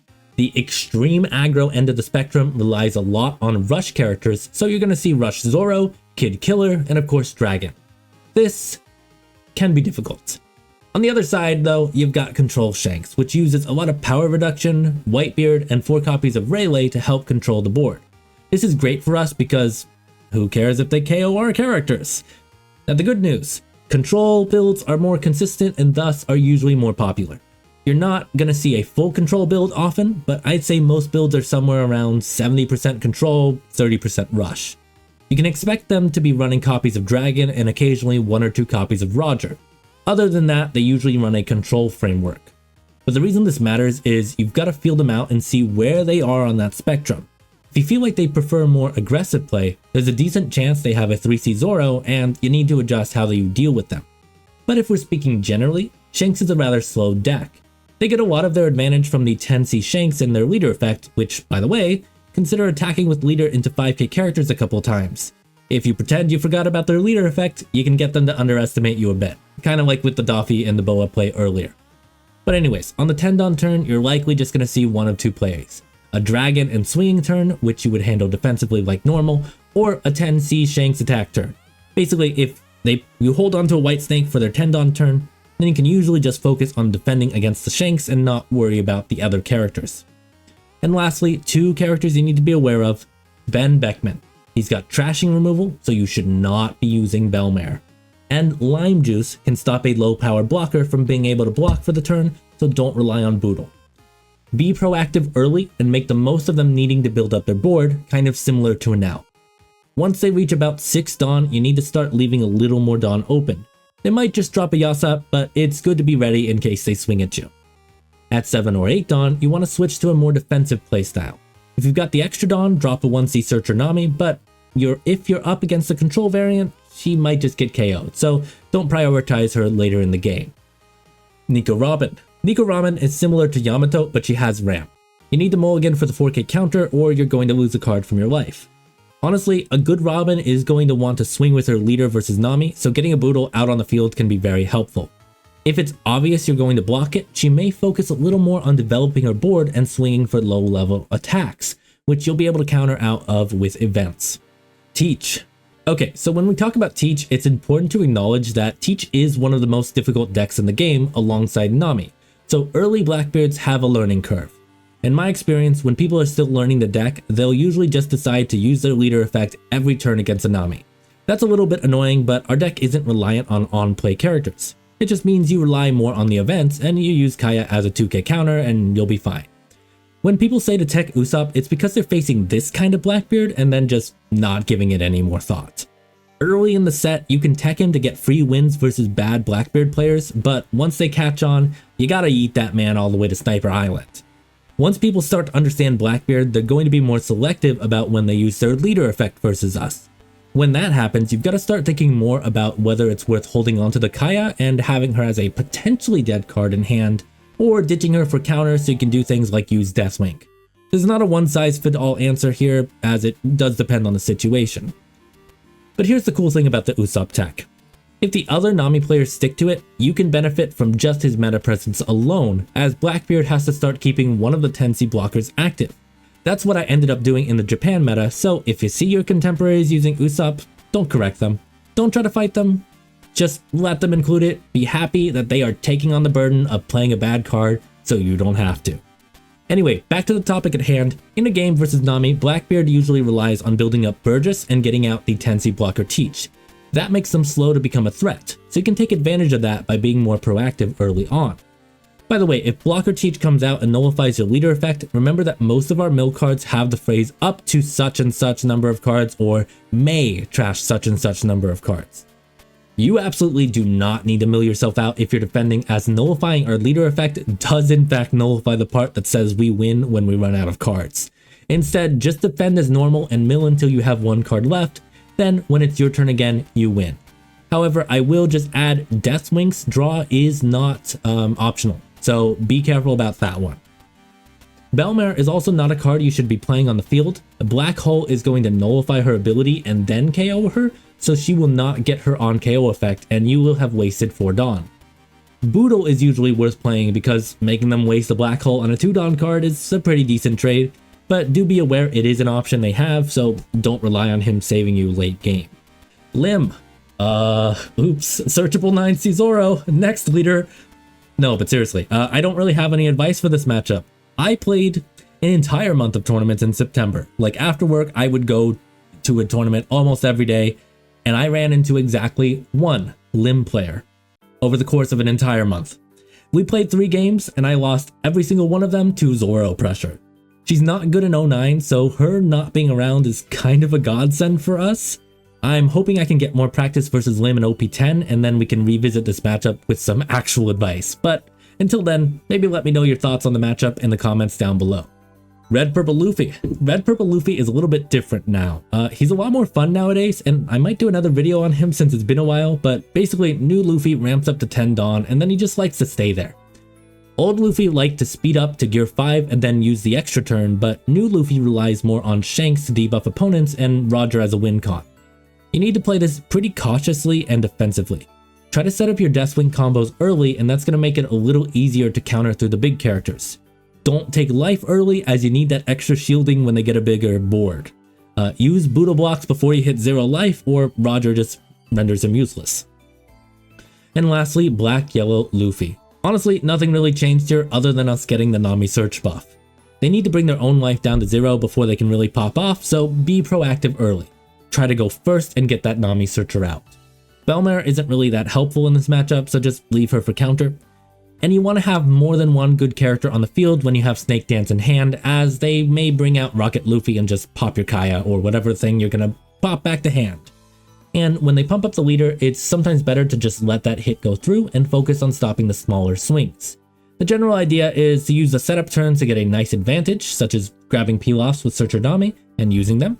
That way, when they start popping off and then you're on a timer, you'll have enough turns to mill through your deck before you run out of life. Alright, so that's all the leaders. We're going to jump over to some gameplay now. Alright everybody, so game 1 is going to be against a Teach player, an actually pretty good Teach player because they're playing like some of the more advanced ones. Now, my opponent is going to choose to go second. Now, my opening hand is fantastic for going second because we've got 2 Desert Spada, a Gum Gum Gavel, Kaya, and a Nami. So I'm just going to try to get the Nami Searcher out immediately. I'm not going to mulligan that. 2 triggers is fine. It could have been 1 trigger, that would have been better, but you know, whatever. It's not that big of a deal. So we play that. My opponent is going to end up playing the Doc Q and just removing Nami, which, okay, that's annoying, but we didn't really lose anything for that play, so I'm kind of fine with it. My opponent is also not going to go for the leader ability yet. My opponent wants to kind of wait until a more crucial turn, basically, to use that effect. But thankfully for us, since we already have the Kaya, we can take advantage of that. So I'm going to attack into Doc Q, just try to remove that immediately, and then Kaya, and we draw into Usopp's Rubber Band and the gosh darn Boodle. And I'm looking at that and I'm like, okay, I don't really need the Boodle right now, so I'm going to drop Boodle and a Desert Spada. Now, looking at the hand here, I've got 2 Dawn available. If my opponent goes for the 4 Dawn 9k leader swing, I do have the Gum Gum Gavel. I can discard the Spada for that, and then go for the Usopp's Rubber Band, and we're just fine there. So we're pretty much in a fine position if the opponent decides to just swing leader. They do not, they go Burgess, and then they pass. And that is when I'm picking up on the fact that this guy, he's a bit more passive. my opponent is going to try to build up on the Burgess, kind of like what we were talking about in the matchup section. So I know that I need to be a little bit more proactive early just to try to take advantage of these turns. So I draw and I just get my Spada. I can't really do anything here, so I'm going to pass. I think my opponent just plays a character. Might have been Von Auger. I don't remember exactly. I did just, yep, it is Von Auger. Nice. I did just finish this game and then jump right into it because I got pretty excited to actually just immediately run into a decent Blackbeard player. So that was nice. So they also go for the Tempest Kick just to draw. I get Kaya. Fantastic. I don't want them to be removing my ability to use Kaya, so I'm just going to play her immediately. And I see that and I'm like, okay, if my opponent is going to be a little bit slow and I draw into my Usopp's Rubber Band and White Snake, I think it might be best for me to either drop White Snake and a Spada or just drop both Spadas. And I think I just dropped both Spadas here. Yeah, I do. And this idea is basically that, like, okay, I know later in the game my opponent is going to start swinging with really big numbers, so I want to make sure that the cards in my hand are Dawn efficient. So Gum Gum Gavel and Usopp's Rubber Band, that is 1 Dawn for that card, and it's going to remove at least 1 card from the deck, so 100% Dawn return. White Snake being 2 Dawn for 1 card is a little less efficient, only 50%, so that was why it's a candidate to drop, but because Desert Spada doesn't mill anything, it's better to drop those 2. So my opponent here, yeah, they just play Doc Q, remove a Kaya, and I don't think they start attacking yet. Yeah, they play Vasco Shot. Okay. And what was it, Black Hole? I forgot exactly what they do. It was Shigan. Okay. They use Shigan here to remove the other Kaya. And then I think they just pass again. They now activate their leader ability. Now they've got a board set up, so now they want to be shutting off my Kayas in order to start actually building up Burgess a little bit more. Thankfully, we've used 2 of our Kayas, so we already got a pretty good advantage, and there's only the 2 more left in the deck. I draw into Pilaf, a perfect play for right now, so I'm going to go for the Pilaf here, and I draw into a White Snake and another Pilaf. Now, the problem with going for the second Pilaf is that my opponent does actually have somewhat of a board built up. If I leave my Dawn open, it is possible that they are going to pass. And right now, I think passing would be fine. But if I go for the Pilaf play, then I can expect to be hit by Von Auger, Burgess, and the leader. So I don't really want to do that because I won't have enough Dawn to defend. So instead, I'm just attacking into the Doc Q, Vasco Shot dies, whatever, doesn't really matter. And then at this point, I think my opponent goes for Teach? Yeah, I forgot if they actually swing though. But if they do swing, we have plenty of cards to stop that, so it's not a big deal. No, they do not. Okay, cool. So I draw into All-Stars, not great. I don't love having All-Stars, but at least I have the Gavel to drop it later. So I'm going to go ahead and play my Pilaf, and I draw into another All-Stars. Thankfully, we still have another Gavel, so this is fine, and I have Boodle. Now, looking at my opponent's field, I can expect I'm going to start taking damage pretty soon. I think that my opponent will probably swing with the Blackbeard and then leave the, maybe Burgess would swing as well. If my opponent just swings with Blackbeard, then I think that's going to be fine. I can just block out of all that or counter out of all that. And I think I'm looking at this and I'm like, okay, well, I will have enough Dawn to handle most of the swings except for Teach if I play Boodle. So I do play Boodle here. Doc Q can remove it. Not a big deal. Because if they use Doc Q's effect to remove it, I am still losing 1 card from the deck, which is great for us. That's what we want. That is what we want. And my opponent goes for Lafayette, so we know that they're not going to play another 10C Teach right here. So we're probably going to get hit by some swings. Now, they search the Shiryu. That does not matter at all. It's 2k counter. And then they're going to rest Von Auger, which is great. They're not going to play like Stronger or anything. Instead, just resting Von Auger means that we are not going to have to take a hit from Von Auger. So that's great. So in a way, Boodle still does end up blocking 1 hit, just not exactly the normal one you would have wanted. But that's fine, because my opponent here has 8 Dawn open. I'm looking, I believe, for... Yes, I was counting my triggers at this point. So I see Desert Spada, I've used all 4. I've got the 2 Pilafs, 2 All-Stars, and that's it. So I know that there's 2 more Pilafs, 2 more Usopp's Rubber Band, and 2 more All-Stars in the deck somewhere, or in the life. So they swing 9. Yep, they swing 9. So easy, just White Snake and Gum Gum Gavel. Now, I could overdo it just if I thought that they weren't going to swing with the other character, but they still got 5 Dawn. 5 Dawn? 1, 2, 3. Yeah, 5 Dawn open. so they could just swing with the leader instead. So I'm gonna just leave my Dawn open, make sure I can deal with that. Because I do have the rubber band and the gavel, we are still fine. I'm gonna rubber band and gavel right here. And then we're just going to take a teach swing, which is fine. And again, we're just checking to see what did we discard. I discarded a Death Wink, a White Snake, and a Snake Dance. So the Death Wink, I'm trying to count. Okay, I've got one Death Wink in my trash, which means one is still left in the deck. And here it is. I take the hit. I knew that was coming, but I had 5 life, so not really a big deal. I believe I swing at the Lafayette here. No, the Doc Q. Okay. Yeah, Doc Q. I mean, it doesn't really matter either way, but removing Doc Q does mean that I can play Boodle a little bit safer. They definitely could still just have the Boodle, but, or not the Boodle, the way to remove it.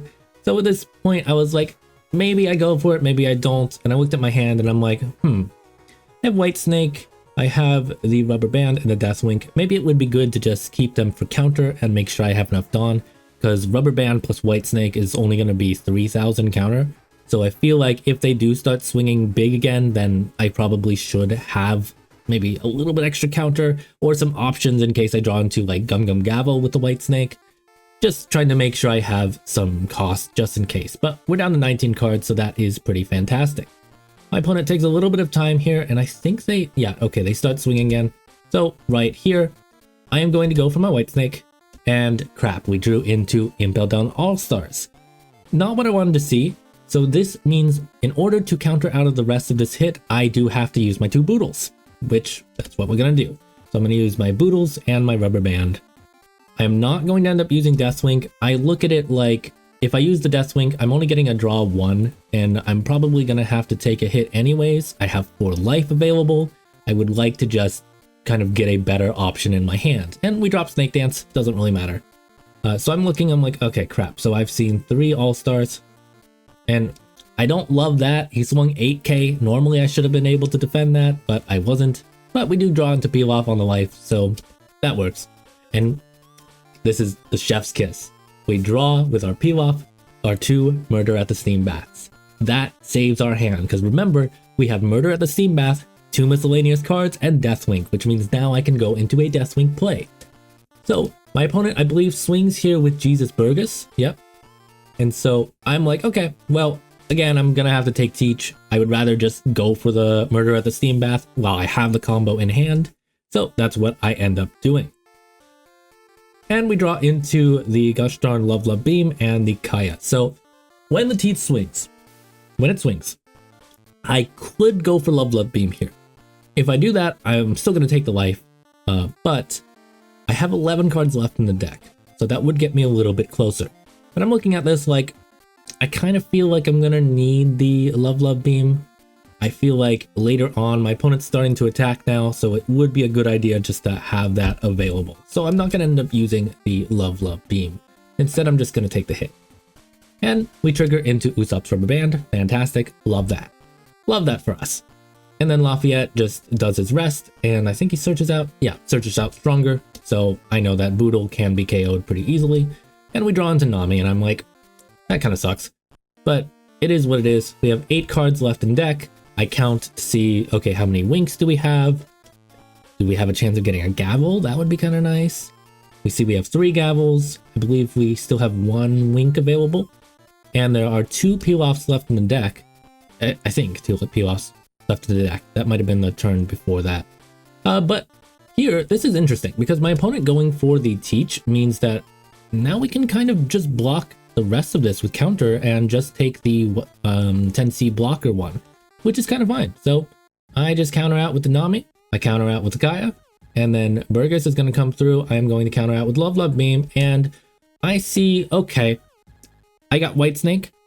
It's unlikely that I'm going to draw into something with White Snake that will help me against the Teach. So if the Teach swings and I use White Snake against the Teach, then I'm probably still going to take the life. So instead, just in case my opponent doesn't swing, I'm going to go for the White Snake here. I've got the extra Dawn.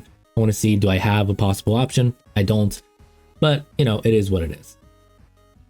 And then I get my Deathwing. So of course, I'm not going to trigger it here. There's no reason to do that because Deathwing could save us a little bit later. We've got 4k encounter and Deathwing and only a few cards left in the deck. So I draw, I draw into Belmare. We can't do anything with Belmare here, so I kind of have to rely on Deathwing giving me the cards I need from the top of the deck, but there are only 5 left. So I'm looking and I'm like, crap, what else is left in my deck? And I see, okay, I believe I saw 1 peel off. Yes, and here I am going to just play the Deathwing play, because if I don't, and I just take this life, then my opponent is going to swing 22, and there's kind of no leeway if I screw up this. So instead, I am going to counter out and use my Deathwing play. And I draw into Love Beam. So, okay, we have an option. It's not great, but we have an option. Here, I'm going to Love Beam, I think. No. I forgot what I did here. Okay, I do Love Beam, thank God. I was like, Love Beam would make the most sense because, again, I just want to use it just in case, because I don't want to take the hit if I don't have to. But we drew into the peel off.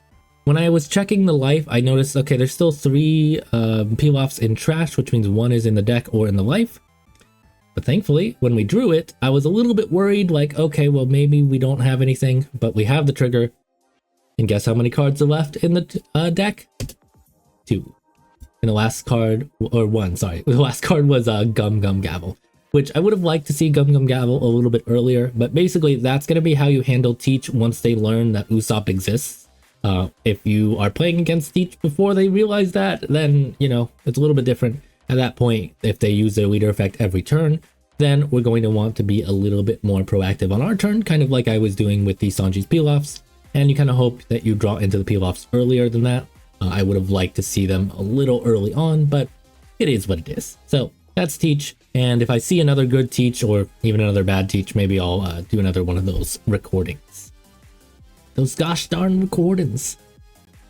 All right, so for game 2, we are facing off against a Shanks, who's a little bit more of the in the middle of the road between control and aggression. And they are running an anti-Nami tech with the Sanji. So we're going to show you how I'm going to show you how I would deal with that. So we're facing off against this, and my opponent, I believe, goes second? I forgot exactly. I finished this game like 2 seconds ago. Yep, they go second. Okay, and I draw this hand, 2 All-Stars, Boodle, Whitesnake, and Kaya, and I'm just like, no, why would I ever keep this? This is terrible. So we're going to mulligan this.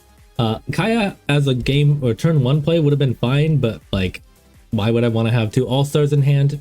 Terrible idea. So we get the Belmare, we get the Apis, Boodle, Love Beam, and Kaya. So, okay, I've still got my turn 1 play. I would have liked to have Searcher Nami, but it is what it is. And I'm just going to play my Kaya. And I draw into Snake Dance and the gosh darn All-Stars. All-Stars obviously is going to get dropped, and then I'm going to drop Belmare as well, because Belmare's really not going to do much in a Shanks matchup. So I'm going to remove those 2. Now, I would love to Snake Dance, grab this Kaya from the field, but I'm going to go ahead and instead, because I have 3 Dawn, and I know my opponent could go for the 4K swing. If they go for the 4K swing, what I would have to do is go for the Snake Dance, grab my Kaya, and then drop a Boodle for an extra counter. So instead of doing that, I'm actually just going to play the Boodle so that if they want to go for the 9K swing, then I can just block with the Boodle and it'll be fine. So that's kind of my thought process for why I'm not going to leave the Dawn open, and instead I'm just going to play the Boodle. And I think that's exactly what my opponent does here, if I remember correctly. Or I think they played the Sanji and went 7K. Which in that case, still it's the same idea. Yeah, they go for the Sanji and the 7K.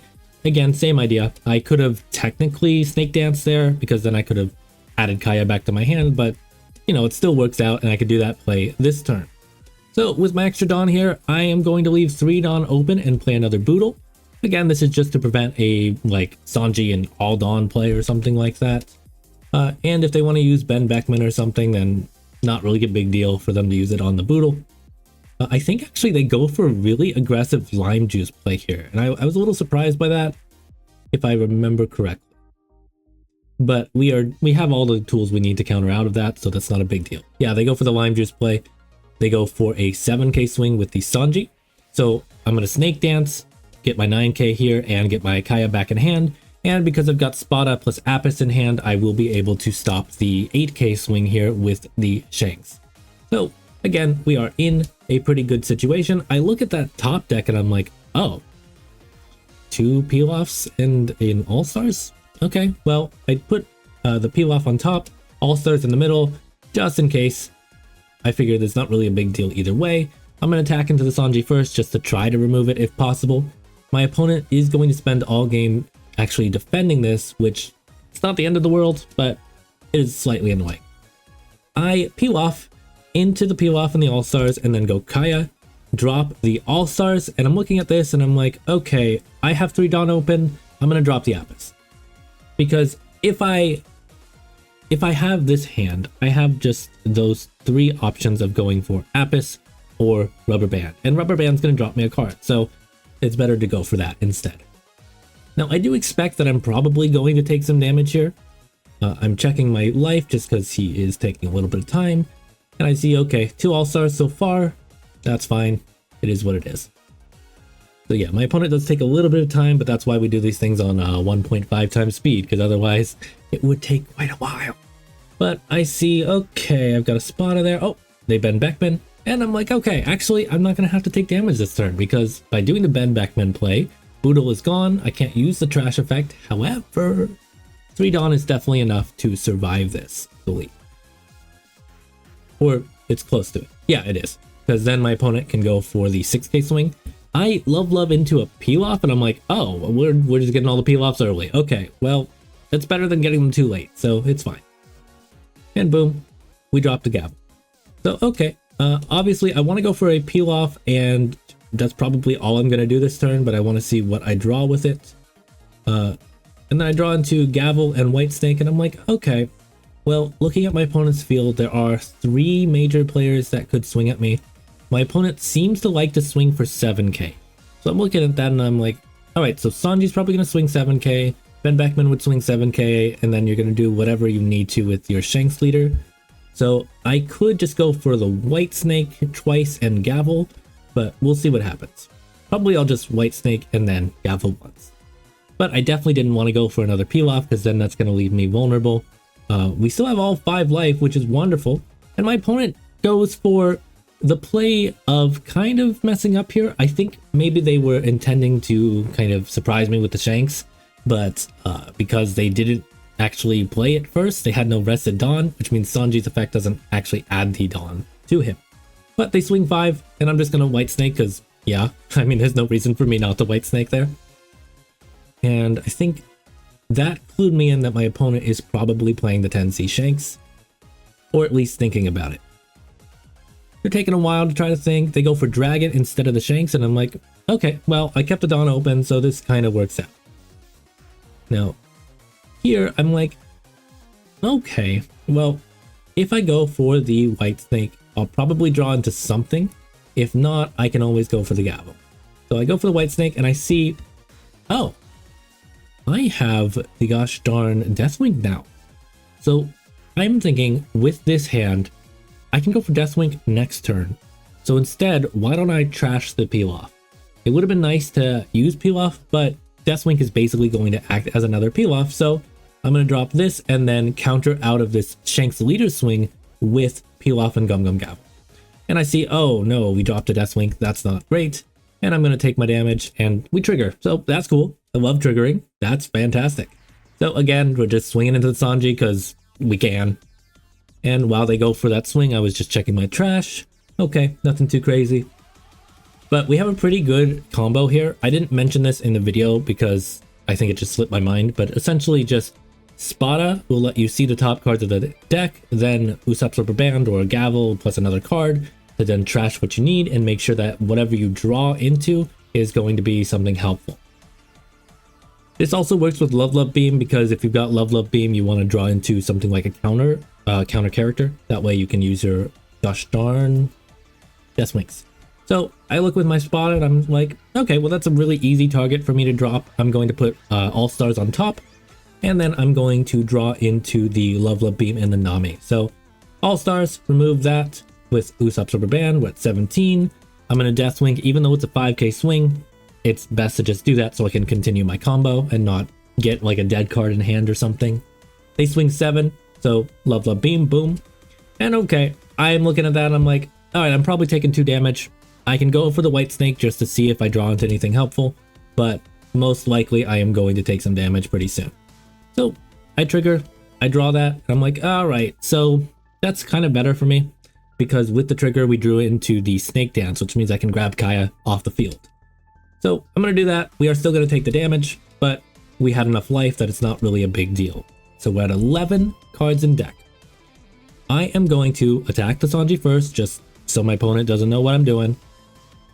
And then 2 Kayas, going to drop 4 cards from the deck. That's going to put us at 7 cards left, with 8 Dawn available. I think I was checking for Deathwinks as well, because I do want to draw into a Deathwink. This is a great hand to draw into with the Gavel and the Love Beam. So I am going to trash, I believe it was White Snake and Boodle. Yeah, because we need to be Dawn efficient at this point. We're trying to wrap things up. I play Kaya. I get Kaya and Spada, dropping the Nami and Spada, another Kaya, and we've got Wink. I look at that and I'm like, okay. So, if I went for the Love Beam and the Deathwink as my 2 cards, I'm safe. What would happen is then I'm going to Love Beam, draw into a mystery card, and then I might not be able to Deathwink. If I keep Gavel and Deathwink, then I just need to take 1 life, and if I take 1 life, then I have my card for Gavel, and then I can go Deathwink, so that's 4 Dawn, 4 cards. Or with Love Beam, it's 5 Dawn, 1 card, and possibly 3 cards, depending on what I draw into. So that's why what I'm going to do here is I'm going to drop Love Beam and Nami. And then I'm just expecting, okay, I'm going to take a life. I think about it just to make sure I do the calculation right.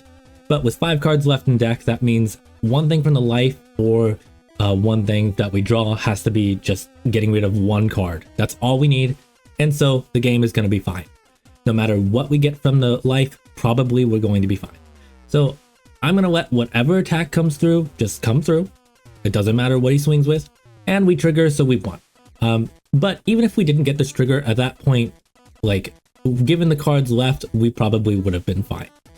I trigger with that, I draw into those, it doesn't really matter what I trash, so I just trash the Boodle, and then we're gonna win from there. Right, so Gavel, boom, and then Wink. Now, given the cards we had on the top of the deck, with Murder at the Steam Bath, let's say that I got the White Snake from the life instead of the trigger. In that case, I would have White Snaked, then whatever I drew into, which would have been the Steam Bath, then we trash that and then go for Wink, so we still would have won that one. So while we did definitely get lucky with the triggers, I think the earlier triggers mattered a bit more. The idea here is when you're in the end game, you're trying to think about exactly how many cards you have to mill in order to make sure that you win that. So that was kind of the calculation going through my head. Hopefully that makes sense and kind of explains everything with like the combo lines that we were talking about earlier in the video. But let's go for one more game. All right, so this one is an interesting one. So we are going to be facing off against a Buggy. However, this is the second time today that I have faced this Buggy. So I'm going to go in with a little bit of knowledge about some of the techs that they have, and they're going to come in with a little bit of knowledge about what my deck actually has. So we're going to try to use some of that against them to hopefully snag a win. And it's Buggy, so I don't have a ton of experience against this. I think I actually even forgot to mention Buggy in the matchup part. Essentially, if you got to this far and you were wondering, how do I deal with Buggy? So this is going to be a little bit of a guide on that. Mainly just, you have to be very proactive early because they are going to get out the 10C Buggies and they're going to try to be passive until they build up the board with the 10C Buggies. And that's going to be a big issue for us. So we want to really try to push them. So I'm going in knowing that they run Jozu as a tech. So knowing that, I'm going to try to bait them a little bit later. So we're going to go on 1.5 times speed. I am just coming into the lobby trying to see what's going to end up happening. And the reason I remember that it's Buggy, or it's this specific Buggy player, is because there was literally only one other Buggy player I played today. So it's like, okay, I have a general idea of what's going to be happening here. So, all right, we start with this hand. Awful. Totally awful. We're going second. I don't want this. This is 4 triggers in my hand. No. God, no. Mulligan that. It's not much better, but we do have at least Kaya, so I can trash those on our second turn. So my opponent goes for the stage just so they can keep cycling through the cards. It makes sense. They're going to try to look for the gosh darn 10C Buggies. It makes sense. I'm playing my Kaya, dropping my All-Stars, and I draw into Deathwing and White Snake. So if my opponent does want to swing pretty tall here, I can always just Gum Gavel out of it. But because, again, I have faced them at least once today, I know that they tend to play a little bit passive at first. they don't want to trigger any of my counter events. So I know that I can be a little bit more aggressive early. So they're going to be just doing the peel off, they're going to search, they're just trying to get to whatever it is they're looking for. I think it is the buggies. So I see this and I'm like, okay, I do want to get Belmare out at some point, because what I want to do is I want to bait them into playing Jozu and then using that to bounce Belmare back to my hand. But the problem is if I use it right now, then I'm going to be in this situation where I have no Dawn available and they might as well just swing at me. So instead, what we're actually going to do here is I'm going to attach 2 Dawn to my Nami and I'm going to swing. Either they're going to drop counters and possibly lead into a situation where I can get Belmare to actually hit, or I'm going to get 1 card out of my deck, which is kind of the main idea here. Since I know that once the 10C buggies come out, they're going to start bottom decking stuff. They just go ahead and take the life, which is fine with me. I drop the card and I drop a white snake. Works for me. We just need to make sure we get as many cards out early as possible, and I didn't have any other proactive plays other than playing the Belmare with all 4 of our Dawn, which would have left us very vulnerable. So we don't want to be doing that. They're going to be just cycling. I think they actually play the Mihawk blocker here, if I remember correctly. I think that's what they end up doing. Yeah, they draw the Mihawk, they play him down, and you know what, that's fine. I expect that we're going to start getting blocked, but I'm going to play Belmare still because I'm just trying to bait Jozu. I have this extra Dawn. I know they're not going to attack me next turn just because of the way that they play. I don't think that they're going to start swinging. I think they really want a full board first, so I'm going to, again, be very aggressive. I'm going to play... Oh, was it this turn? No, it was next turn. I'm going to play the Belmare because I want to make sure that, gosh darn thing here... Actually, I really should have played the Belmare that turn. That's kind of strange. I don't know why I ended turn there. I'm looking at my hand size. Let's see, if I had played Belmare, worst case scenario, they swing twice, I lose 2 life, but most likely it would have stuck. So I'm actually not sure why I didn't play Belmare there, but I definitely play her next turn at least, because I know it's somewhere around this point. Alvida comes out, and yeah, I think right here we have 8 Dawn, I play Belmare, and then I think I have plenty of Dawn to defend myself with. Really, the right play again would have been to play the Belmare last turn, and then I would have still had 2 Dawn to defend myself if I needed to, because I have Gavel in hand, I have all the other stuff, so that would have probably still been fine. But what I'm going to start doing now is I'm going to start swinging 7k with Belmare. Most likely it's going to get blocked by the Mihawk, but the point is to just try to bait them a little. But then they do something really weird here. They swing with Mihawk 11k. What I think that they're trying to do at this point is actually bait me. Because what they're doing is they're showing, hey, I don't have a blocker up, but they still have, what is that, 1, 2, 3, 4, they have 7 cards in hand.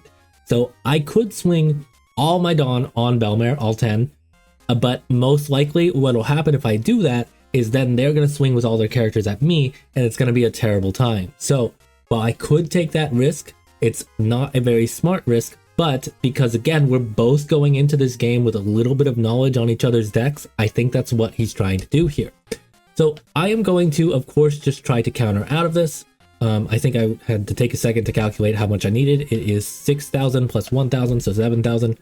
So that is going to be, yeah, 4k there, plus another 4k I think here, and then White Snake. Oh, no, because 4k, 8k. I think I still go White Snake? No, I don't. I probably should have. That would have been better. So here I am going definitely for the Belmare 7k swing, I think. Again, I don't expect this to go through. I'm just trying to poke to get them to actually either attack the Belmare or play the Jozu, because I really want to slow them down a bit. And so because I had all that extra Dawn early, playing the Belmare allows me to then kind of set this trap for later. Basically, by poking a little bit here, I'm hoping that they'll play the Jozu, bounce one of their own cards back to hand to bounce Belmare back to mine. Or that they just swing at her and get rid of her that way. If they wait to bottom deck her with the gosh darn Buggy, then that's a little annoying, but you know, it's functional. I play my Boodle just to have a blocker in case. I think at this point they have their 10 Dawn, so they can start going for Buggy, but they're going to need to get another character out first. I see that they dropped 3,000 worlds for this, which I thought was a little bit weird. That was like a pretty weird sign to me where I was like, okay, so they're not worried about Belmare at all. So what they're probably planning on doing is to play the Buggy to then push her back down there. And gosh darn, Buggy is not once per turn, so he can do it twice. So there it is. The Tensei Buggy comes out, and so I am most likely going to have been able to then probably not do any events that turn because they were going to pass. But what I thought was weird is they bottom deck Boodle. And I was like, huh, they're just really not worried about Belmare at all. So I'm going to, again, just poke, be like, hey, you don't have that many cards in hand. You either got to block and counter out of this, or like you got to deal with her somehow. And my opponent is just going to block and then counter. And I'm like, okay. I mean, it works, I guess. I still have enough Dawn. I've got 8 up. So I've got the Snake Dance play, the Wink play. I think I have to go Love Up Beam, White Snake, and Snake Dance. Plus, I wouldn't be able to do the Wink play at that point because I'd have 8 Dawn. So possibly I could have just not gone with the Belmare attack there, but I was trying to bait something. And I think I got a little bit too stuck on, okay, they've got a low hand size. I need to kind of remind them, hey, this thing exists and can do damage to you. But I think that may have been the wrong way to play this. Again, remember that I don't have a ton of experience versus Buggy, so I am trying to do my best to navigate an unfamiliar situation. I'm aware of what they can do, but other than that, I'm trying to like kind of figure out what I can do from here. So they're swinging at me 12k. So 12k, I am going to need, I believe, 8. Was it 8 or 7? 7 would be 12, so yeah, 8k. So I'd need to go for probably Snake Dance and Love Beam, which would make the most sense here. Hopefully I do that. Yep, and there's that. Cool. If they want to swing with their other characters, that's fine. I do have my White Snake, but knowing them so far, I don't think they were going to swing with very many of them. They swing with the Mihawk. I think I take this. Yeah, I do. And I trigger Desert Spot. And so I draw into Kaya and Nami here, and I'm like, okay, well, I've got 2k counters. I think I just trashed the Nami. That would make the most sense. Yeah. And I'm kind of like, I don't think they're gonna play another, like, or they're not gonna attack again. They ended just playing the Buggy and bottom decking Belmare. So I'm like, okay, well, the Belmare plan didn't really work out as well as I was hoping, but you know, it is what it is. So I have my 2 Kayas. I draw into Boodle and in the Usopp's Rubber Band. I think I'm going to drop White Snake here and Boodle. Looking at my hand, it would make sense to go White Snake, Boodle, I think. Yep, cool. And I'm going to play another Kaya. We have Deathwink in hand, but I draw into Pilaf and Nami. So I'm like, wait a minute, how many cards are left in the deck?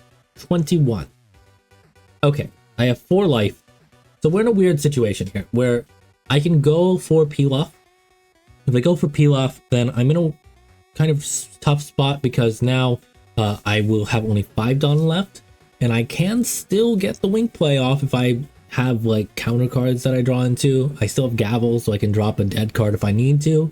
But it is a little bit of a strange spot because if I don't do that, I could trash the Pilaf here and maybe trash the Nami and play Boodle or something. And then now, again, we're at 5 Dawn, but now I've got a blocker. But because of their penchant to bottom deck things, I'm looking at that like, maybe that's not the best play. So what I end up doing is I do play a little bit risky here. I'm going to keep the Pilaf, I'm pretty sure. Yeah, and I go for the Pilaf. And we draw into another Pilaf and Kaya. And I'm like, okay. I don't think I can play any of these right now. Because worst case scenario, I'm going to need to gavel that gosh darn Pilaf. Drop the Kaya for counter, play Usopp's Rubber Band, and then play my Deathwing. But we'll have to see what my opponent goes for. Looking at my hand, I've got 8k in counter. Plus then the 6k from the Deathwing. So it depends on how much they attack here. I'm looking at my deck size like, okay, 19. They've got 2 big hits, 14k. Oh, okay, so 14k. Well, that's going to need 10k from me. Thankfully, I believe I just take this, right? I think so. Because if I don't, then it's going to be all my cards in hand, which would not make sense. Because then that would just bait all the other cards. Oh yeah, okay. So then I draw into Love Beam. So I'm like, all right.